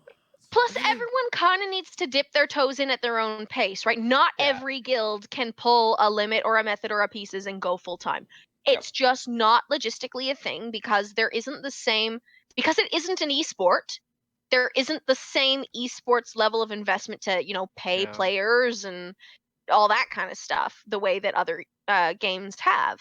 So, if all it takes is a little raiding guild to say, you know what, we're only raiding 2 or 3 nights a week, but we're going to stream it just because we want to get in on the action and it's a bit of fun and we don't really think we're going to make it. Or maybe they do. Maybe they are the best. Like, we've seen some of these guilds who only raid 3 or 4 nights a week and they have performed insanely well, especially this tier. Yeah. So, everyone's got to do it at their own pace. And I hope the end is that we end up with these big hubs and can really showcase the community. But at the same time, from a logistics point of view, there are only so many guilds that you can actually capture and run. Yeah. Especially if you've got multiple feeds from multiple guilds. There's only so many buttons you can press because every time you got new equipment and new people and the budget goes up and up and up and up. And I think we had 87 POVs this time. Yeah, like it's a lot. There's a photo of me during Eternal Palace with all of the player feeds from entirety of Limit, entirety of Pieces, all the off-site guilds, all the cameras. Yeah, Just we true God literally we removed our offside guilds from the multi-view, and we just had like an observer set up because otherwise it was just not doable. Yeah. It's you can't balance that much. Like, shout out to Chrissy in chat who worked production at the Vegas event. She only had 40 fees at the classic Race to World First Monk S, and Lucas is like, we almost had 90 at this one. Oh, only 40. Yeah. Only 40 fees. Back in my day, we had more than 67. I'm kidding. Yeah. 40 is insane. GG. Nah, I want to see the That's actual like number. so much for one person to do. It's even more. It was 91 feeds that we had. It's a lot. That is a lot. Lucas, do you have anything you want to add to being a part of this now? Since you're a little more recent to all this now, so you're basically was trial by fire. Yeah, I mean, I think there's two sides to this. For me, I think it's great that I get to be part of this with my old guildies, right? Like I used to raid with Gingy, I used to raid with Deep Shades. Now it's great to actually be with them again. And then from the other side, I think it's also great to be working with other people. So like, since this started, you can see that so many guilds are up and coming, right? Like for example, now we're working with Aversion. Aversion's actually structuring themselves as a company now. Like they're actually putting like structures in place. They're day raiding. Pieces are doing the same. Exorcist is doing the same. So since we took this leap and started streaming, there isn't just method anymore, and there isn't just complexity limit anymore. There's so many more guilds that are coming in now that is only made possible due to us streaming this, right? Yeah. And I think that's just humbling and mind blowing to see, to be honest. All right, Falcone, you're putting the bow on this one. Oh. Did you just get a mouthful when I was switching? Yeah, she did. She's got a room service. Nice. Oh. That's pretty good. And part of this event, or the show in this case, if you didn't know, Susan is literally wrapping up an event right now, as she said earlier, if you didn't hear her earlier in the show. That's why she's piping into us from a hotel, doing her best. She's not dressed as well as Rich Campbell, but she's doing her best Rich Campbell impression. Yeah. But Falcone, Dude, what? I have so many clips of Rich Campbell. I could probably write a PhD. Why do you have those? I have an entire Google Drive full of Rich clips.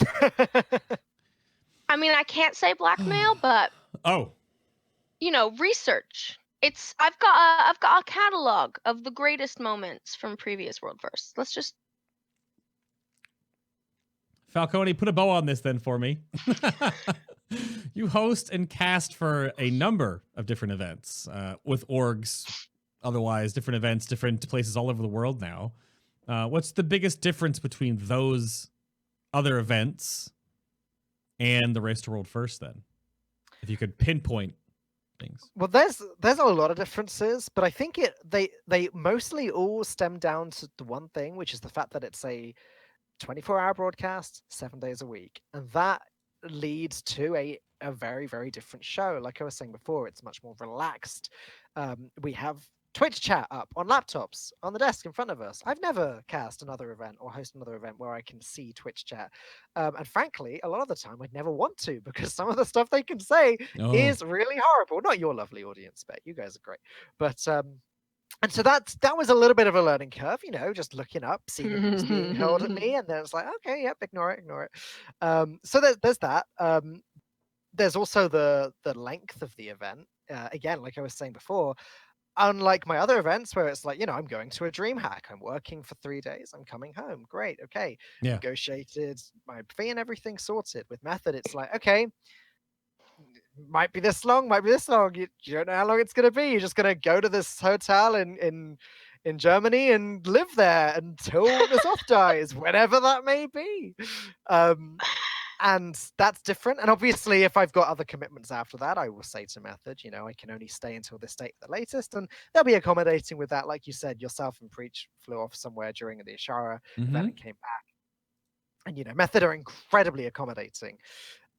And the other thing is, again, because it's a 24/7 broadcast, the schedule can be very interesting in that I might be working from midday until 3 p.m. one day, and then the next day I might be working from midnight until 3 a.m. And then I might be working from 6 a.m. until 9 a.m. and then just 7 until 10 p.m. the next day. So like it was definitely a bit of a learning curve, sort of getting used to being very, very flexible in my sleeping. And again, it's something that's evolved as the events have gone on with Ny'alotha. Flexible in my sleeping. Well, yeah. Yeah. Yes. Yeah. With Ny'alotha, Dari, bless her, Dari, shout out by the way, MVP for the method side of things anyway. She was very, very good with the schedule on this time, and with Vegas actually, where she sort of had a daytime crew and a nighttime crew. Yep. And that was to sort of make sure that we all, like, Bay, you were nighttime crew, right? You were always up through the night, or am I mistaken? It was like No, late. It was usually before my raid, then after my raid. But yeah, I mean, so it was like evening. We try to be so nice to you guys. Like we look at the guys that are raiding and we plan around my your God, raids. the raid schedules. Yes. Oh. Oh yeah, I mean that I understand that. I didn't raid, guys. I made this easy for you. But yeah, and so with that, the laid backness, there's a real community feel about the casting. I mean, again, most events I've cast before, there'll be 3-4 casters at the most. We had 12 of us, I think, including Turkey and Aid. Yeah, you guys had a lot of people. It was a 12 real, people. and it's a real community for us. We've got our caster room again. Method had set up this, basically decked us all out with a gaming PC each. So we're in this room, we're all together in the same space, hanging out every day. And it's just this real friendly family vibe behind the scenes, a little bit like it is on the couch.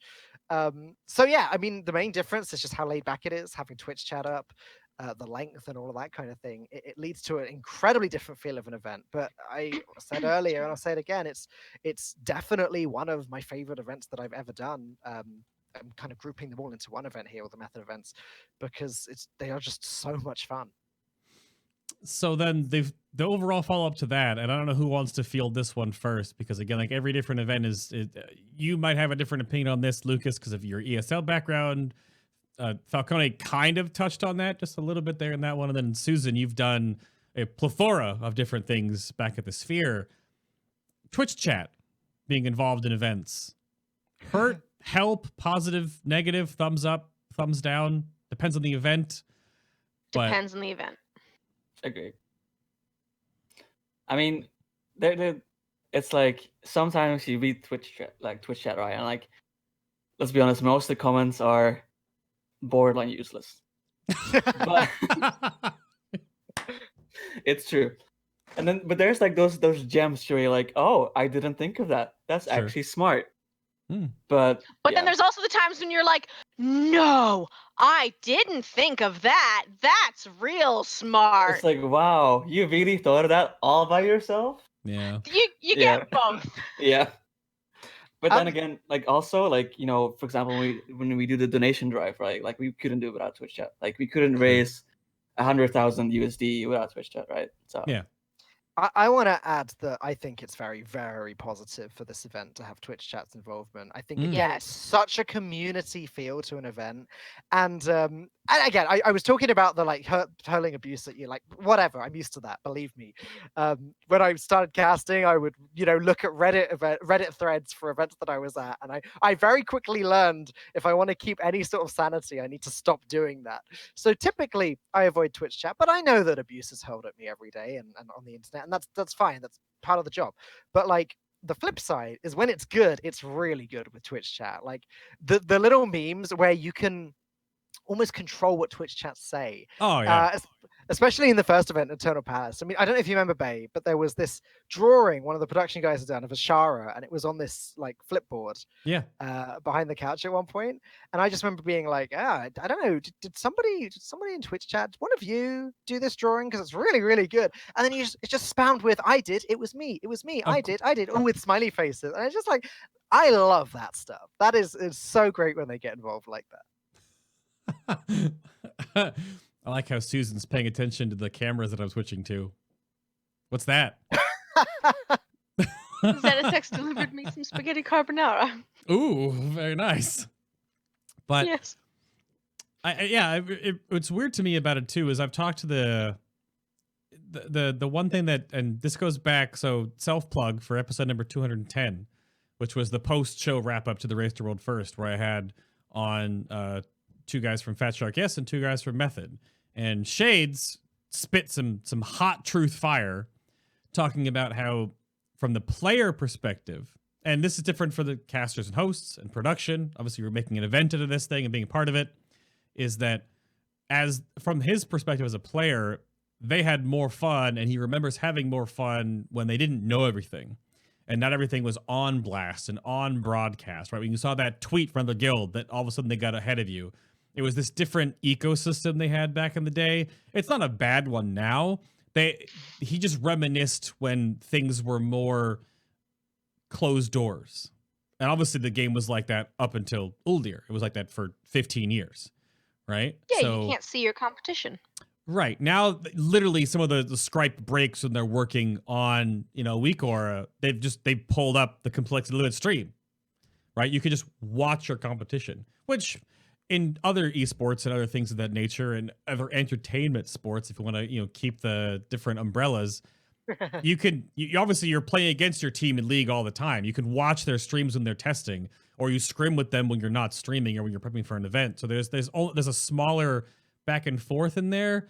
It's different with WoW when you've got a whole team of people and you've got your analyst, your coach, your 21st man, whatever, and you can just watch what they've done, and then you can dilute, break it apart, apply it to your own. We saw the alpha strat for Il'gynoth get absorbed by the community at large overnight. It was amazing. So it was crazy to see how those evolve now. There's pros and cons to it. But yeah, Shades was a little bit melancholy, saying that he misses when it was behind closed doors and everything was different for players. But it was the same for me, right? Because I was in that position. It was always fun when you have, the entire guild on your battle net, whatever. And then they do this tweet to 7 out of 8, and you're sitting there like, damn. It's an interesting thing as well, though, because and I'm just going to play devil's advocate on this one for a little bit. Sure. It is still possible if you really, really, really don't want to know. Don't check. Don't load up Twitch. Don't have that second monitor with things up.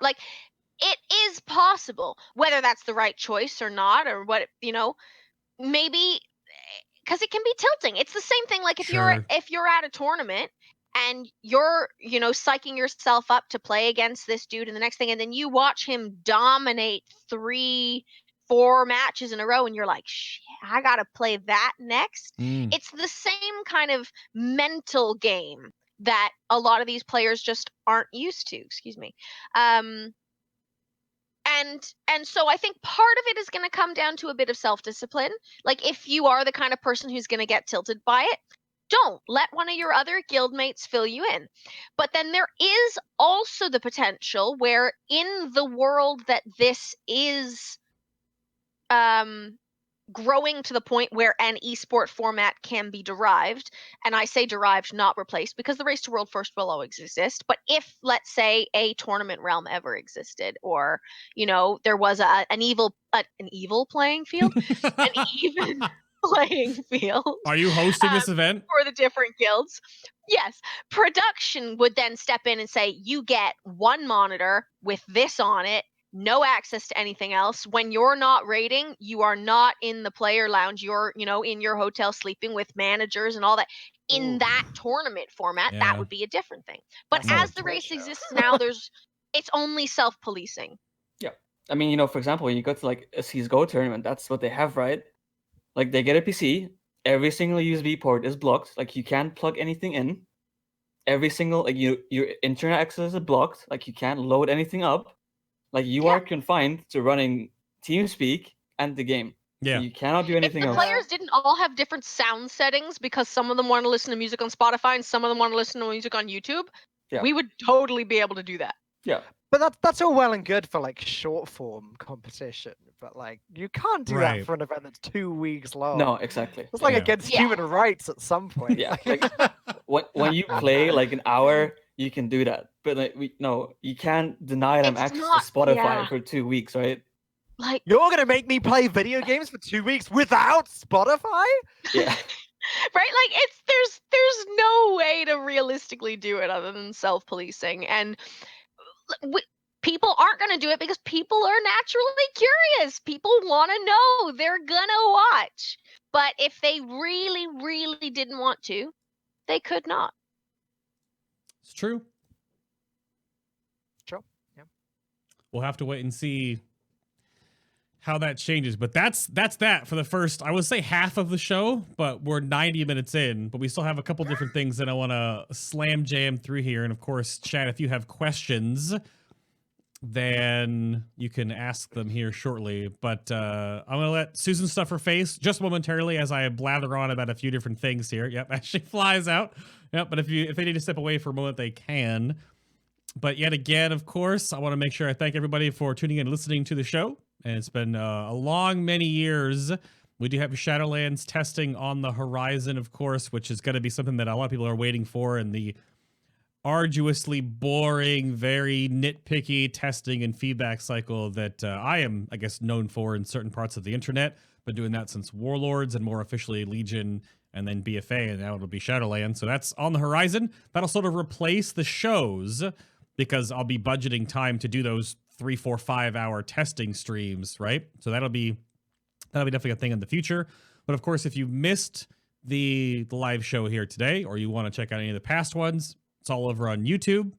Links down below. Of course, if you want to listen to the show as well, then there is a way you can do that. You can do that through the website, just FinalBoss.tv. You can do that through iTunes. You can do that through Google Play Music. You can do that through Stitcher Radio. And you can actually search Final Boss TV, all one word, capital F, capital B, capital TV, on Spotify now. So the show is Spotify only holds so many of the episodes. But obviously, if you want to go back super far, you can go to the archive on YouTube and just watch and listen. Just don't go back past like 70-ish and younger. Don't do those shows. Those are awful. But, I mean, there's probably some gems in there, but those are really old. But again, of course, I would not be sitting in this chair doing this for so long with doing all the art and production stuff that I do if it wasn't for the support of you wonderful nerds and ladies that are supporting the show, the stream, and everything in between all these years. Thank you very much for doing so. And of course, if you would like to do so as well in that digital sense and get yourself some more of the show, because there's more of it, and there'll be a little bit more of it. There'll be a nugget. I've moved some topics from the main show notes that you can read over on Patreon that we'll do a short little after show after we're done here. We're still not done with the main show yet, but if you still want more, then you can check that out. Link down below, of course. Yeah, we're at 73 additional podcasts. There's some extra wallpaper art that we've curated for the tiers. There'll be an Azoth one soon that you get access to. And again, that helps support what I do here directly. So that's linked down below here on YouTube, wherever else. And then big shout out, of course. My camera's plugged into the cam link. I've got the Elgato key lights all around me right now, making the new, like, the Final Boss TV studio in that regard. So a big thank you and shout out to my sponsors and partners over at Corsair and Elgato for hooking me up with a whole bunch of amazing stuff for my new build that I'm currently running everything off on. And then, of course, my other PC and everything else that I'll be putting together if you are looking for bits and bobs and pieces and parts for your next build. Link down below. I can get you 10% off and free standard shipping. And a bunch of people have actually been upgrading their headsets recently, and that's been a big thing. Or mice or keyboards. Those are big ones. But you can go check out those links, of course, down below if you're looking for any of those pieces. But if you're not looking for any PC parts, if you don't need those, and you're looking for putting on something on your bodies, you know, it's I don't know where you are in the world. Could be getting cold, could be getting warmer. Who knows? But if you're watching today, right now, by the time this goes up on YouTube, it won't be live anymore. There may be a new deal potentially. But literally, I got the email yesterday, because the fake day yesterday, on Designed by Humans, which is where I host my apparel shop, which is getting a huge redesign soon. It's leap year code. It's literally got, it's top of the screen right there, 9 hours left for 29% off, and that can be coupled with the free worldwide shipping. So if you want to get something physical on any of the designs we have currently, and there's a couple that might be retiring soon, but if you want to look at the Fabelina art designs we've had, I work with a bunch of artists within our community to make a bunch of these over the years. I know that this all over print's going away, being replaced by a new one. The Fate of the Titans going away. All the Fabelina stuff's staying. Don't worry about that. But you can go to any of the designs you look at, and then you can go in there and you customize it, and you do your thing, and you get all the different stuff, and then there's things up here too, and you do all the different things. You do click all the buttons, then you know what to do. But those are all designed, well, by humans or by you or by the artists that I've worked with. So those are ways you could do that. And those are all linked here, down below, wherever else. This is not your first time on the internet. Maybe it is. I don't know. Who are you anyway? Twitch chat. We were just talking about how ridiculous Twitch chat is in these live events. But to pull this back to the Race to World First show, Susan, have you carb loaded? I have eaten probably 40% of my carbonara, and then I realized I had to make sure that I didn't have lipstick all over my face. Because that is not a problem that I normally have. Well, fair. But it's also very silver lipstick. So I understand. I moved the topic to this half of the show, but chat, if you want to chime in on certain things, then now is the time, because we're actually to just pay attention and walk around to things if you want. But this is a bit of a broad topic, and I think I'm throwing this to Falcone first. The life, the live event life. I can't even say it. The live event life. There we go. We got there.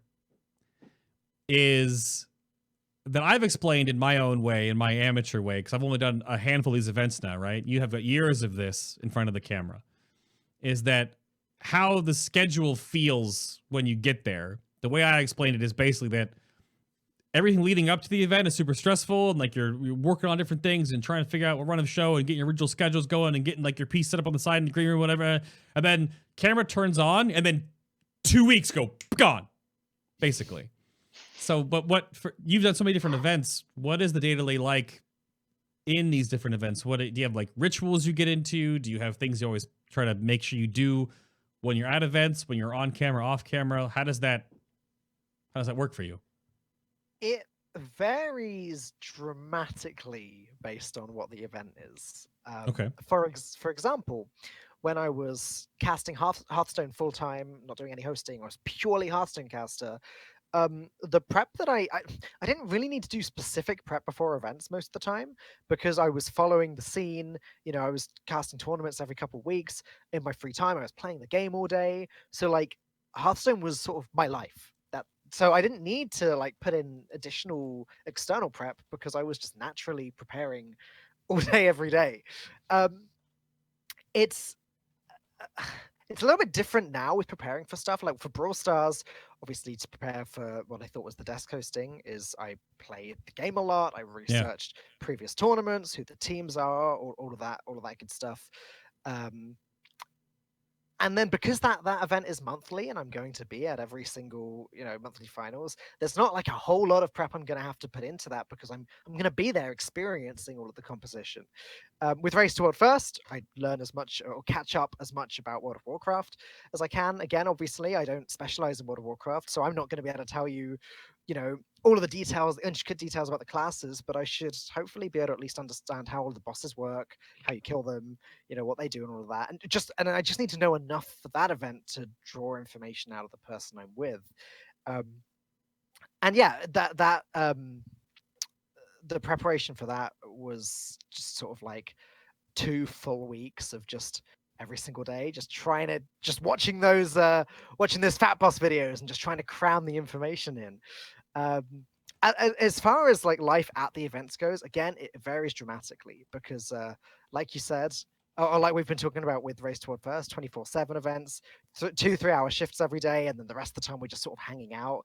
That's very different to like when I'd be, again, let's use DreamHack as an example. Yeah. I'd go to a DreamHack event and I'd cast for like 12 hours a day with the odd hour-long break, and then I'd go back to the hotel room and I'd die. And I'd wake up the next day, go in, cast for 12 hours, I have no voice left at the end, and I'd go back to the hotel room and die. 12 hours straight? Yeah, with the occasional like hour-long break, yeah, because there'd be like a rotation. But that's how long those events were. Alternatively, I have done events. I've done an event in China where the entire day was 2 hours long. I'd go in, cast for 1 hour out of the 2 hours Oh, because that's there the was dream. another caster pair to do the hour, and then I'd head back to our 5-star hotel and just love life. So like it varies so dramatically across all of the different events. Yeah. But I can't really give you a specific answer because it's just so different. That's totally fine. I mean, part of the answer is within that you can't give an answer, right? Because I only have experiences either hosting and running the Crucible of Storms, which is here, which was an hour and a half of prep and making sure everything is sorted before I go live, and then basically waiting for Rich, and then getting the cameras right, and then adjusting every single day. We had the art team to shout out again to at least the graphic designers and the art team I've always kept working with in the Method team. They have always put forward and helped me out with so much in our prep meeting for that. For example, they asked, what if we have days where we have 5 guests on, and then how about just 3 of you, and then how about like 7 guests if the world first comes through, and then so they made that overlay you saw, and if you go back to those 10 different days, there's a different overlay built, and those are all constructed so that I can pre-set up all the different camera regions in Discord so that I could run that myself. So that was a huge help. But those and then my few events I've done with Race to World First with Red Bull at the Sphere and then at Take TV twice. So my understanding is rather smushed. So What I will say in terms of like feeling at the event is that my first big event was the Hearthstone Global Games in 2017, where I was invited to Katowice, Poland, where it was being hosted, and I got to do 8 out of the it was 11 in the end out of the 15 weeks. And I remember going to the studio every single week and coming home and thinking, this is the week, I've not done a good enough job, I'm gonna get fired, I'm not gonna be asked back, like I'm not gonna, and then it's like I don't hear from Blizzard again, and next week I'm on the plane back to, it's like, oh, okay. And like bit by bit, slowly I stopped getting that feeling of I'm gonna get fired, this is it.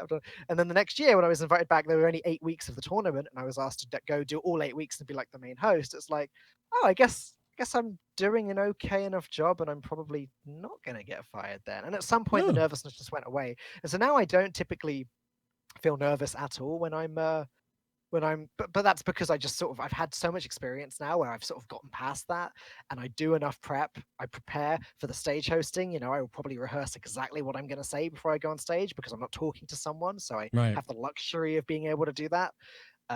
So like the nervousness has kind of just gone entirely now, and yeah, the events do go really fast.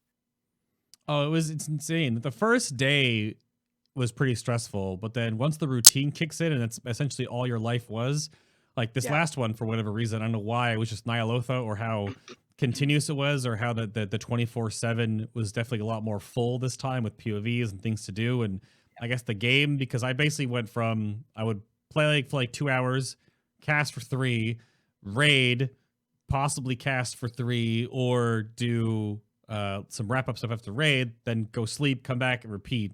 So yeah, the 10 days dissolved, just disappeared. And so then on the flip side of that, then behind the camera, so from what Falcone and I experienced in front of it, Lucas, when you finally hit the broadcast button on an event and it's rolling, what happens then? Do you have daily checklists, hourly checklists? Are there fires to put out? What does the schedule consist of for you guys? I know why Susan's laughing. Yeah. It's like, I mean, usually yes, right? Like when you do traditional esports, you have checklists upon checklists, whatever. When you come into a show that's so unscripted as this one, you kind of just take it as you go, right? For me, because I'm not as involved in production as Susan is, obviously, like my job is running the entire event, right? So that's taking care of all the staff, like planning their schedules, working directly with our third parties, with our vendors, with our production people.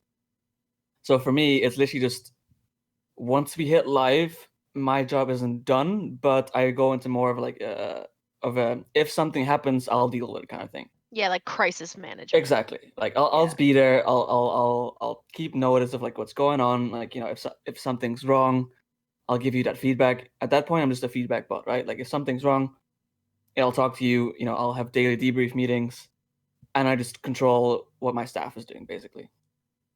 Okay.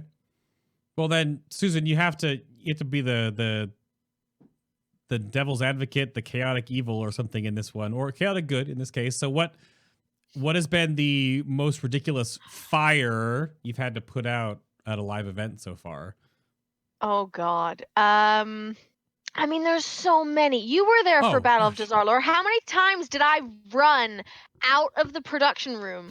Because, I mean, remember, this is Battle for Dazar'alor. It was the first time we'd done like a big production. Mm-hmm. And I was the technical manager at the Sphere. So if anything went wrong with any of the Sphere equipment, I was the only person who knew our equipment and could fix it. Plus, I was running the actual broadcast with a team who had, most of them had never played WoW. Yep. So I was running in and out of that room so many times, like players losing sound for no reason, and they couldn't figure out how to change their refresh rate on their monitors, or I don't know, nothing was ever too crazy. We had like one wire. No, I can't remember whose PC it was. It was the 6th PC during Battle for Dazar'alor, and every day we would lose the feed from that PC. Didn't matter how many times I changed the cable, didn't matter how many times I plugged it into a different place, that PC was not sending us a feed. I think it might have been Perfecto's. But, like, it's all nitpicky little things like that, because you're kind of prepared if anything big goes wrong, because if anything catastrophic happens, you just cut away. You go to something else, you shout in the talent's ear, get back on the desk, talk about this for 10 minutes. Yeah. Go. Cut to that. Everyone else runs around doing crisis management, but the stream never sees it. So, right. I don't know. From a production standpoint, it's actually not too... It just never stops. So there's no, like, peaks and troughs. It's just always It's just always on. Just yeah. yeah. Like you're either panicking or you're asleep. Oh. Well, that's when it comes to feats, though. Perfecto is so good at this. Like you were laughing about this. Yeah, this is the thing he does. So we use like straight broadcast cloning for or PC cloning for our feed capture, and yes. that obviously wow, with no inbuilt anything. Yeah, so that obviously caps your FPS to whatever the production hardware is running, because that's how HDMI works. Mm-hmm. And Perfecto didn't like that very much, so all of a sudden he started running around the studio. It's like, guys, I fixed it. I'm like, how did you fix it? Oh, I unplugged this HDMI cable. I'm like, all right, don't, just don't. It's like, yes. That's the only fix that wasn't good. Yeah. Sometimes you just look at some of the players and go, why? Why would you press that button? We had such a good laugh, though. It was so funny. That sounds like a very it's always great thing. once it's fixed. Yeah, I mean, we weren't live yet. This was the day before. Obviously, it was so funny to us. Oh, you're so lucky. Yeah. All right. Well, Google has a question in chat, which is funny because I actually had a great question. I had a very similar question in my rapid fire Q&A. So I'll just defer to Google's question, which he says, moving forward with hosting and casting the Race to World first, a question going to casters and producers. What areas that you can talk about would you like to see done differently? Who has Susan, you have some? I have an answer.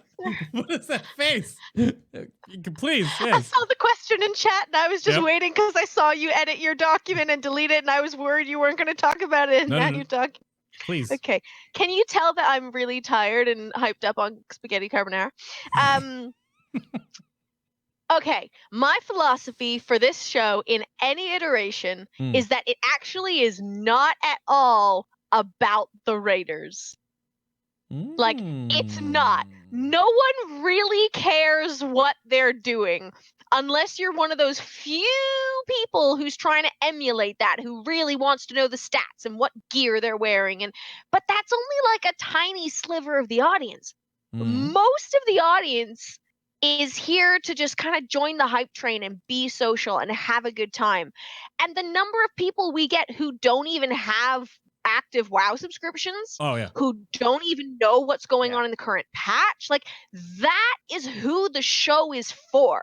So I can sit all day and have in-depth analysis about, this piece of corruption is good because of this. But to someone who doesn't even know that corruption exists, that's wasted airtime. I want these shows to become even more friendly. Like, not like in a, I don't know how to describe it other than like we're all living in a bunker and we're not going to talk about the obvious things happening on camera kind of level. But in the, if you don't know who the players are, this is who they are. This is their history. This is what's happening in the expansion. This is the plot that you missed out on. The number of casters who know nothing about the plot triggers me so hard. But, that's my philosophy. I want this show to have more data and to be more accessible. It's going to be a logistical nightmare. I've already got way too many spreadsheets, but that is my Shadowlands plan. I'm just sat here nodding. It's like, I agree. It's like, I want more storytelling, more data, because I'm very geeky. So like, I want more tech, right? I want cool features. So like, when I know of a cool feature that I want to implement, I'll try and get it there. Try and get it there and try and get the budget there. Exactly. That's the important part. Because a lot of the cool stuff is very expensive. Software's so expensive. It's not the software, it's the hardware. Like, when I want like decimators or like, Yeah, but I don't know. Do you have anything you want to add anything to that, Falcone, from our side of things? Maybe you have maybe more of this, because I don't really know what. My only thing I would say is if we go back to Take again, or if I do other things at Take, I've already been, I've shared my piece. Please, new couch. You don't like the couch? It was a trick question. The couch is great for like lounging in, but to try to like be, on camera and like sit and, be coordinated. That's hard. That's why you're either you're either all crotch or you're like leaning forward like this.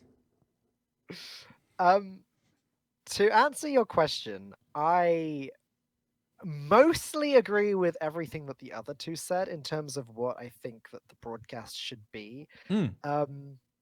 And to be fair, that's kind of what I've been going for the whole time. I mean, as I said earlier during this, or to use your words, Bay, I'm a noob when it comes to WoW. Yeah. I'm there to entertain, to tell stories, entirely for that side of the broadcast. And I think that, I have a lot of friends that watch Race to World First, even before I cast it. I mean, I used to watch it before I cast it, while knowing nothing about World of Warcraft. Right. And they sometimes tune in, and it's very, very heavy, and it's very like when the casters are purely talking about the gameplay, it can be very, very difficult and not very welcoming for people that don't have as much experience with the game to watch. So mixing it up nicely is the thing. I mean, the only part that I kind of disagree with Mariellia about is it not being about the players. Like, I do want to make it about the players. Like, they are the stars of this, right? In any way that we can bring their personalities to the limelight, or sort of talk about in a very basic sense what they're doing, what this player brings to the table, in a way that all viewers will understand, the better.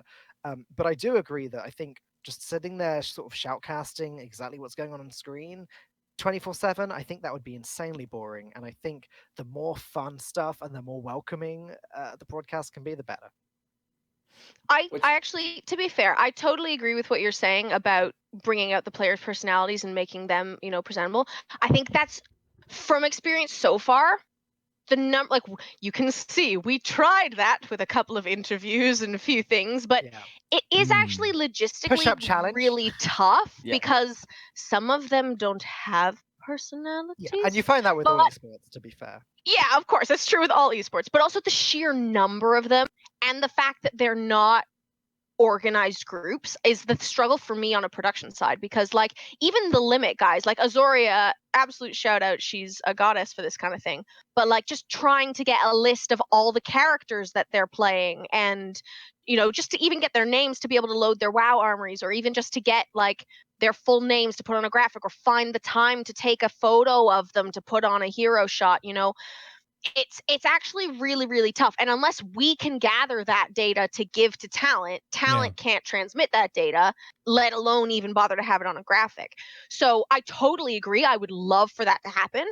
But I think that's still probably a couple of iterations away, because we need the time to build that database. Like, I'm working on it. I've got a huge Discord with like almost all the players we've ever worked with. I've got all kinds of shenanigans going on, spreadsheets galore, but it translating that data is so much work. Much work. Also, to add to that, like, with traditional esports, your players are only playing one match at a time. They're never playing the entire time.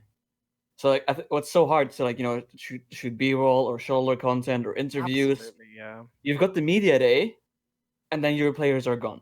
Yeah.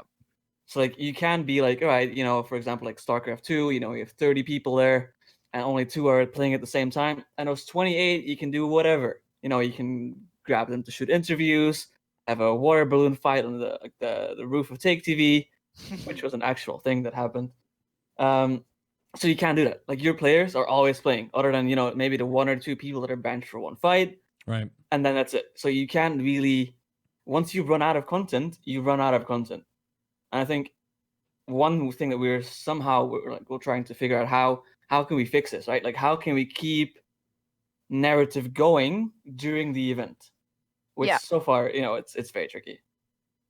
I just want to address one more thing, because Google kind of had a follow-up where it basically says, wouldn't making something more family friendly be sort of like a kick in the face to anyone who wants to see a high level race? And I don't actually think that's the case, but I think it's a tough balance. Yeah. And actually, Falcone, this is probably something for you to touch on, and Bay as well.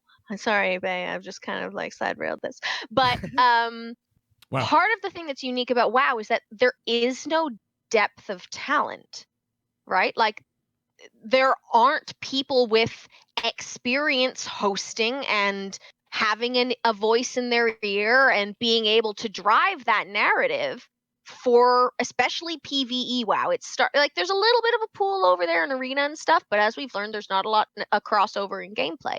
So unless we bring in people like Falcone, or like we did with Jackie and Snods from CSGO, who like the game but aren't the hardcore avid players like someone like Valoris is, or and any other active raiders, we need people like that to be able to kind of drive that narrative, just like you said, and to balance that conversation so that they can make sure all of the important data, that's the nitty gritty stuff, the numbers and the stats and the armor and all that, is being communicated, but it's being kind of balanced out by that traditional desk host role of playing that devil's advocate. Well, if I don't know what this is, can you explain it to us in a little more information? The information that people who are immersed in the game wouldn't think to tell you because it's obvious to them.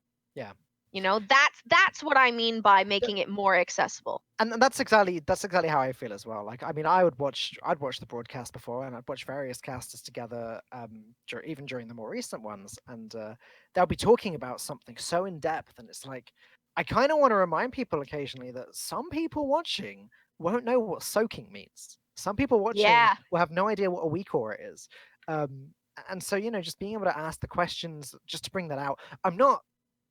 I am saying to dumb it down, but I'm also not saying to dumb it down to answer the question. In that, like, because their natural state is the in-depth stuff. Yeah, you still want to bring in the in-depth stuff, of course. Like, that's still going to be a huge, huge part of it. But I'm just saying, in addition to that, you want to mix it up. You want to invite other people in as well by being more basic and by being entertaining.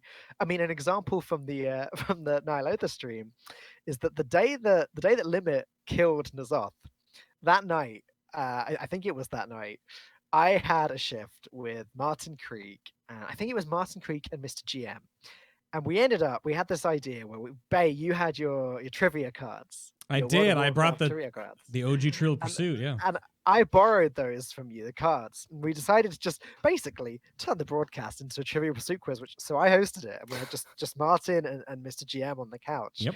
And then over time, more and more people in the studio were just like, hey, I want to get on that. And at one point, we had, I think, literally half of the talent team, so at least 6 of us are on the couch. I'm looking at a photo from that part of the stream now. Well, we also have some method staff there all of a sudden, you know. In this photo, so I'm there, Mr. Jim's there, Martin Creek's there, Barrock's there, Kana's there, Moofs is there. At one point, Trey joined in, and it was just like, and again, it wasn't, we were barely talking about the race at all. I mean, Method were like hard stuck at something like 15% and just weren't making any progress. Of course, as soon as they were going to make progress, we were going to snap towards that and like, is this it, whatever. But like Limit had killed it, pressure was sort of off. Twitch chat were obviously being toxic at this point, like constantly. So it's like, oh, screw it, let's just play this game. And it seemed to go down very well for everyone. So that's what we mean by like mixing it up a bit. Well, we've had a lot of great, I mean, this stuff to me, I think is even more fun in some regards than interviewing the players, because this is like my scrapyard, right? This is where my background is. So I've enjoyed the conversations even as a listener, and I'm hosting this damn thing, but we're definitely at time, but I want to get through some goofy fun rapid fire questions. So actually no crazy rants, if you can handle that, Susan. Well, no, I mean, I'm going to ask you questions, but yeah, I have 3 goofy questions to sort of tie this all up, because you guys you had tons of great insight throughout the show about your sides of things here, and I hope everyone's enjoyed listening. But we gotta have some goofy stuff. So little Dan, going back to you on this one first. You start this off. What pieces of equipment can you never be without when you're running or being at an event? If you can name one personal and one professional. Does my phone count? Or is that just too basic an answer? No, okay. Look at this, Susan.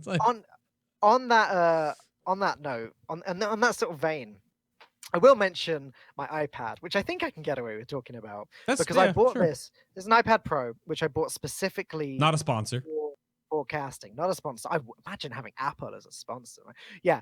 Yeah, there you go. Mariellia's got hers as well. I bought this specifically for casting. I've got the pencil as well. I don't have it physically on me right now, but it's the most convenient thing when standing at a desk and just being able to scribble things down physically on a piece of paper that I will never lose, because I am terrible at keeping track of paperwork. But you know, everything's organized on OneNote on my tablet. Perfect. Not a tool that I really used much during Race Toward First, but that is one thing. I cannot do an event typically without my tablet. And personal item. Mm-hmm. Oh, what are you looking for with personal? That's really tough, Bay. You don't have like a stuffed animal you bring with you? No. Oh, okay. I'm not like 6 years old. do you have a stuffed animal? Wow. I have a Travis Mine's stuffed giant, animal. actually. I've got a teddy bear the size of me. Really? Maybe I'm just a heartless animal. Like, I mean, I don't take it with me anywhere, but it exists. Oh no. Oh gosh. It's really tough. I'm struggling with this one. Do you have a special comb or brush you bring to do your hair before you go on camera? No. Oh. No, I don't have anything. You know what? I've got your answer. As talent, your number one personal item is your dignity. No, I lost that years ago. Like, I'm still drawing a blank here.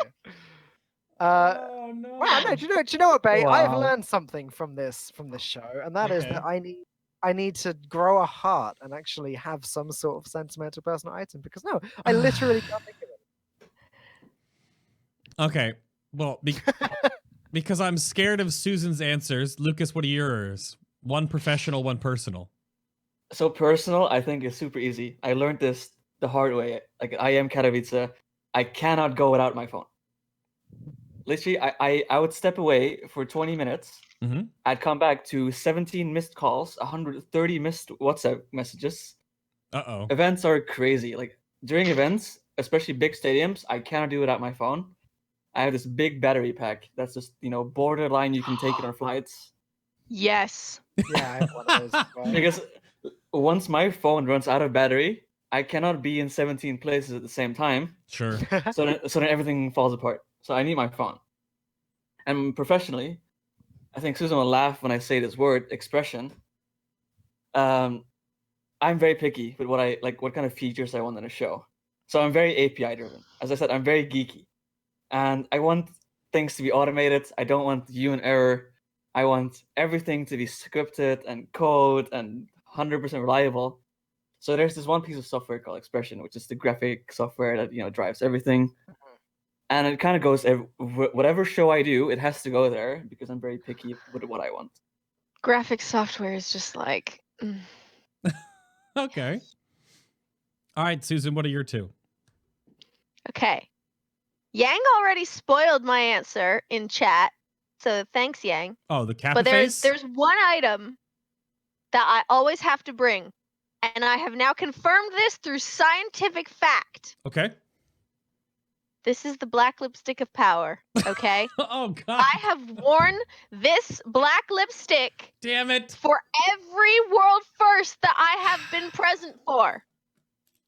So, science says 4 out of 4 times. How many times? I am not going to do the math. It's way too late at night. That is my item. Okay. And from a professional standpoint, a blanket.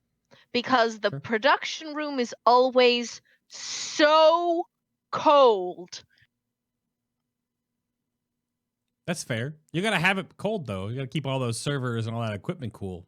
But I get you. Mm-hmm. Damn you, the freaking lipstick, though. All right.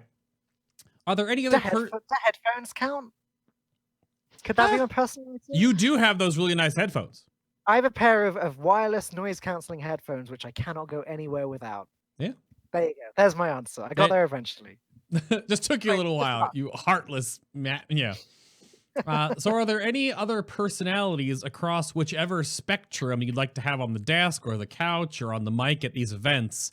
I'll cast my lot because we want Henry Cavill at the Race to World first because we know he plays WoW. So that's our, we had a big like bring the Witcher to the Race to World first sort of rally during the most recent RWF. But Dan, do you have anyone you'd like to sit across the couch from or hand the mic to or someone? One of my best friends in esports is a English host called Frankie. Mm-hmm.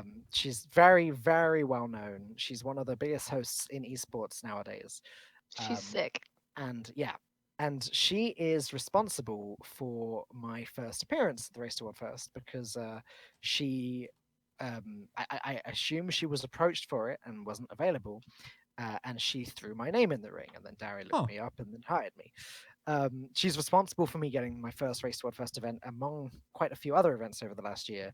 I owe a heck of a lot to Frankie, and I would love to. I mean, I've worked with her a few times, but I'd love to work with her at a Race to World First event.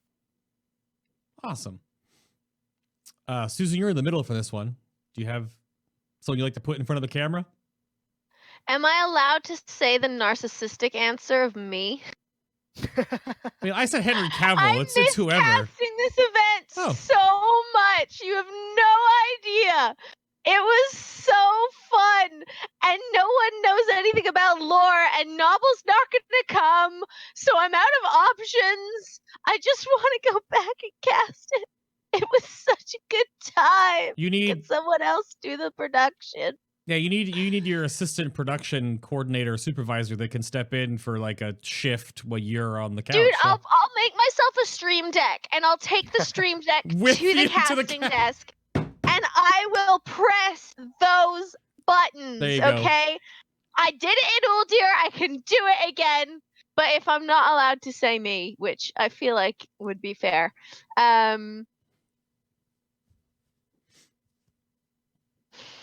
you want to cast a vote with Henry Cavill with me? I kind of do, to be fair. I'm trying to think of someone who isn't that because that'd be fun. Though, I don't know. I probably wouldn't bring him on as a regular caster. I'd probably bring him on as a guest and use him for like very specific segments because I feel like an oversaturation of Henry Cavill might be to the detriment of the overall health of the production. Maybe. I know when The Witcher came out and he was all over doing his media junket for it, I watched like an hour plus of Henry Cavill like reading the book and talking about his role and breaking down scenes. Toss a coin to and your Witcher. I was in. I was like, this is the dork we need in the spotlight right now. Okay, to be fair, he is actually on my list of people I would cast.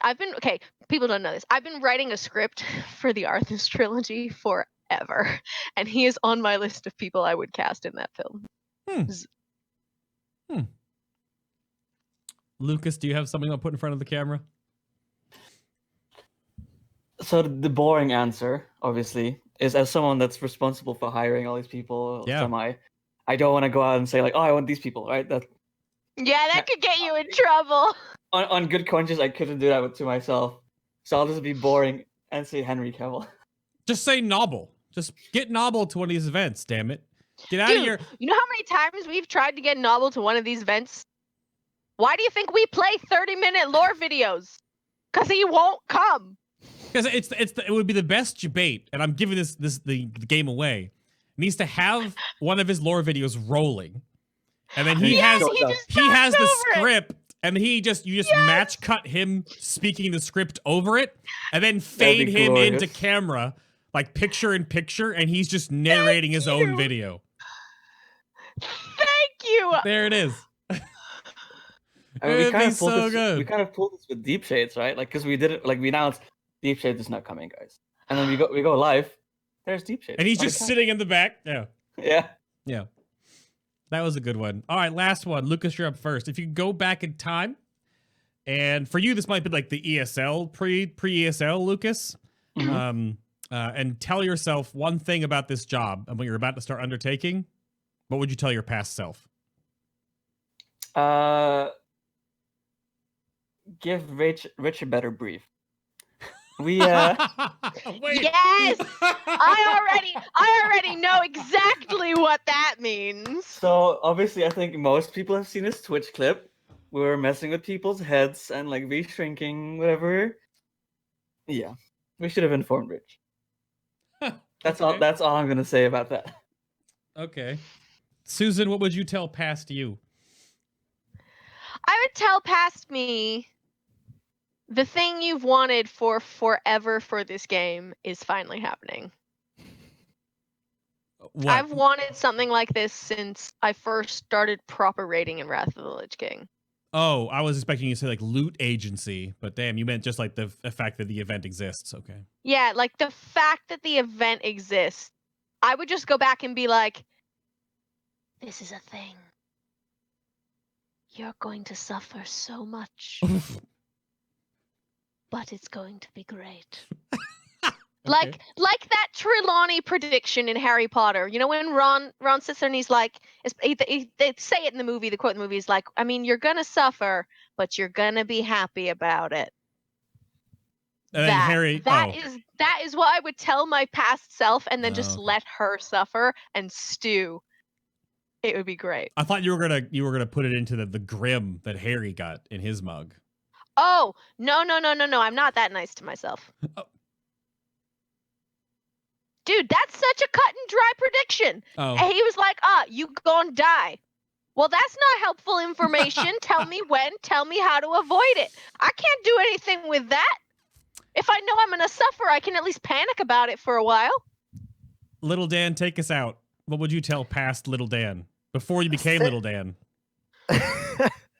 Sit back and enjoy the ride, because honestly, the Race to World First is so much fun, and there's so much to love about it. Both from is people just gesturing towards me. Yeah, this is good. I like this. That's nowhere, Susan. But close. No. Okay.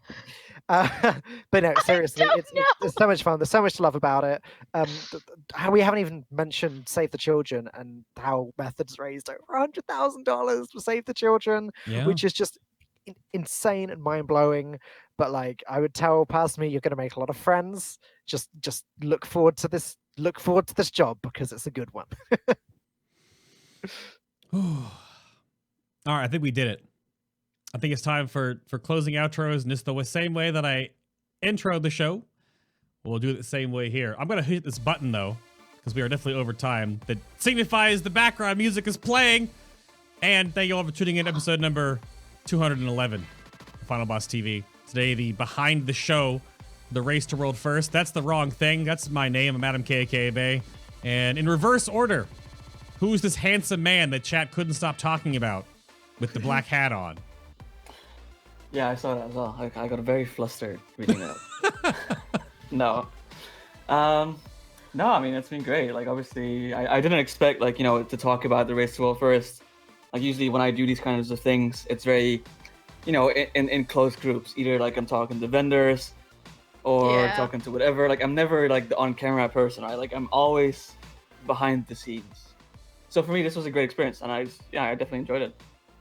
Awesome. Well, they can follow you over at Method Isogi. Is that how you pronounce your handle? That's fun, yeah. How do you say it with your accent? With my accent, I say Isogi. Isogi. Okay. Yeah. Gotcha. Like ice hockey.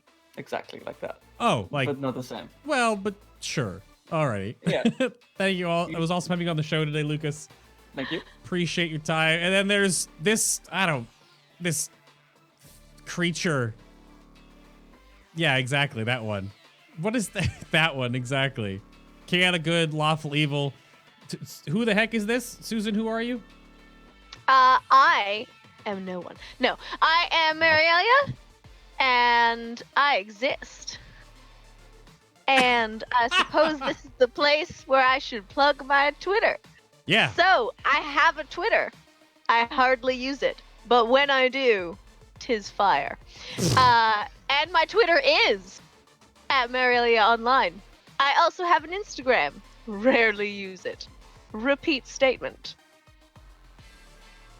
Thank you, Susan. You're so welcome, Bay. And I'm keeping it short, sweet, and to the point as requested. That's fine. And, well, no height jokes, but there's little Dan. Hey, does this help? Yeah, there he is. There it is. You're not 8-bit right now, though. There's no Mega Man music playing. There's my outro music playing, but you still haven't landed your actual Twitter handle yet. How's that going? Oh, you mean at Falcone? Yeah. Unfortunately, someone has at Falcone who has not tweeted for over 12 years. So I saw that. Yeah, I'm hoping that I can get that at some point. But for now, you can find me on Twitter and Instagram and YouTube and Twitch as Falcone Hosts. I literally stream once in a blue moon. So if you do happen to catch me live, then congratulations. That's quite a feat. Nice. But you're more likely to see me this year if you have any interest in the mobile game Brawl Stars. Every single month, I will be on the official Brawl Stars YouTube page with the live monthly finals of that event, and I have other unannounced things going on as well. So Twitter is the best place to follow me, but come hang out anywhere you want. Unannounced. Yeah. As is often the case, unfortunately, with this job. It's all secrets and NDAs and things until things are public. Lucas, can you confirm? Can confirm. Susan can confirm. Oh, I like how the carbonara is on. Deny nothing. The carbonara is on the freaking chair. That's so good. I see nothing. No, neither do I. It's an illusion. Next week's show, I'm going to sit, if we can get a couple of spec shows out, I'm going to start, we want to talk about Discipline Priests and the healing meta, sort of closing out Shadowlands, closing out BFA before Shadowlands comes out. So I'll have some updates for you on that, of course, on Twitter as well. It's just at FinalBossTV. If you're already here, you may have already known that. All the links are down below, of course. Big shout out to the shout outs I've already done during the show and therein.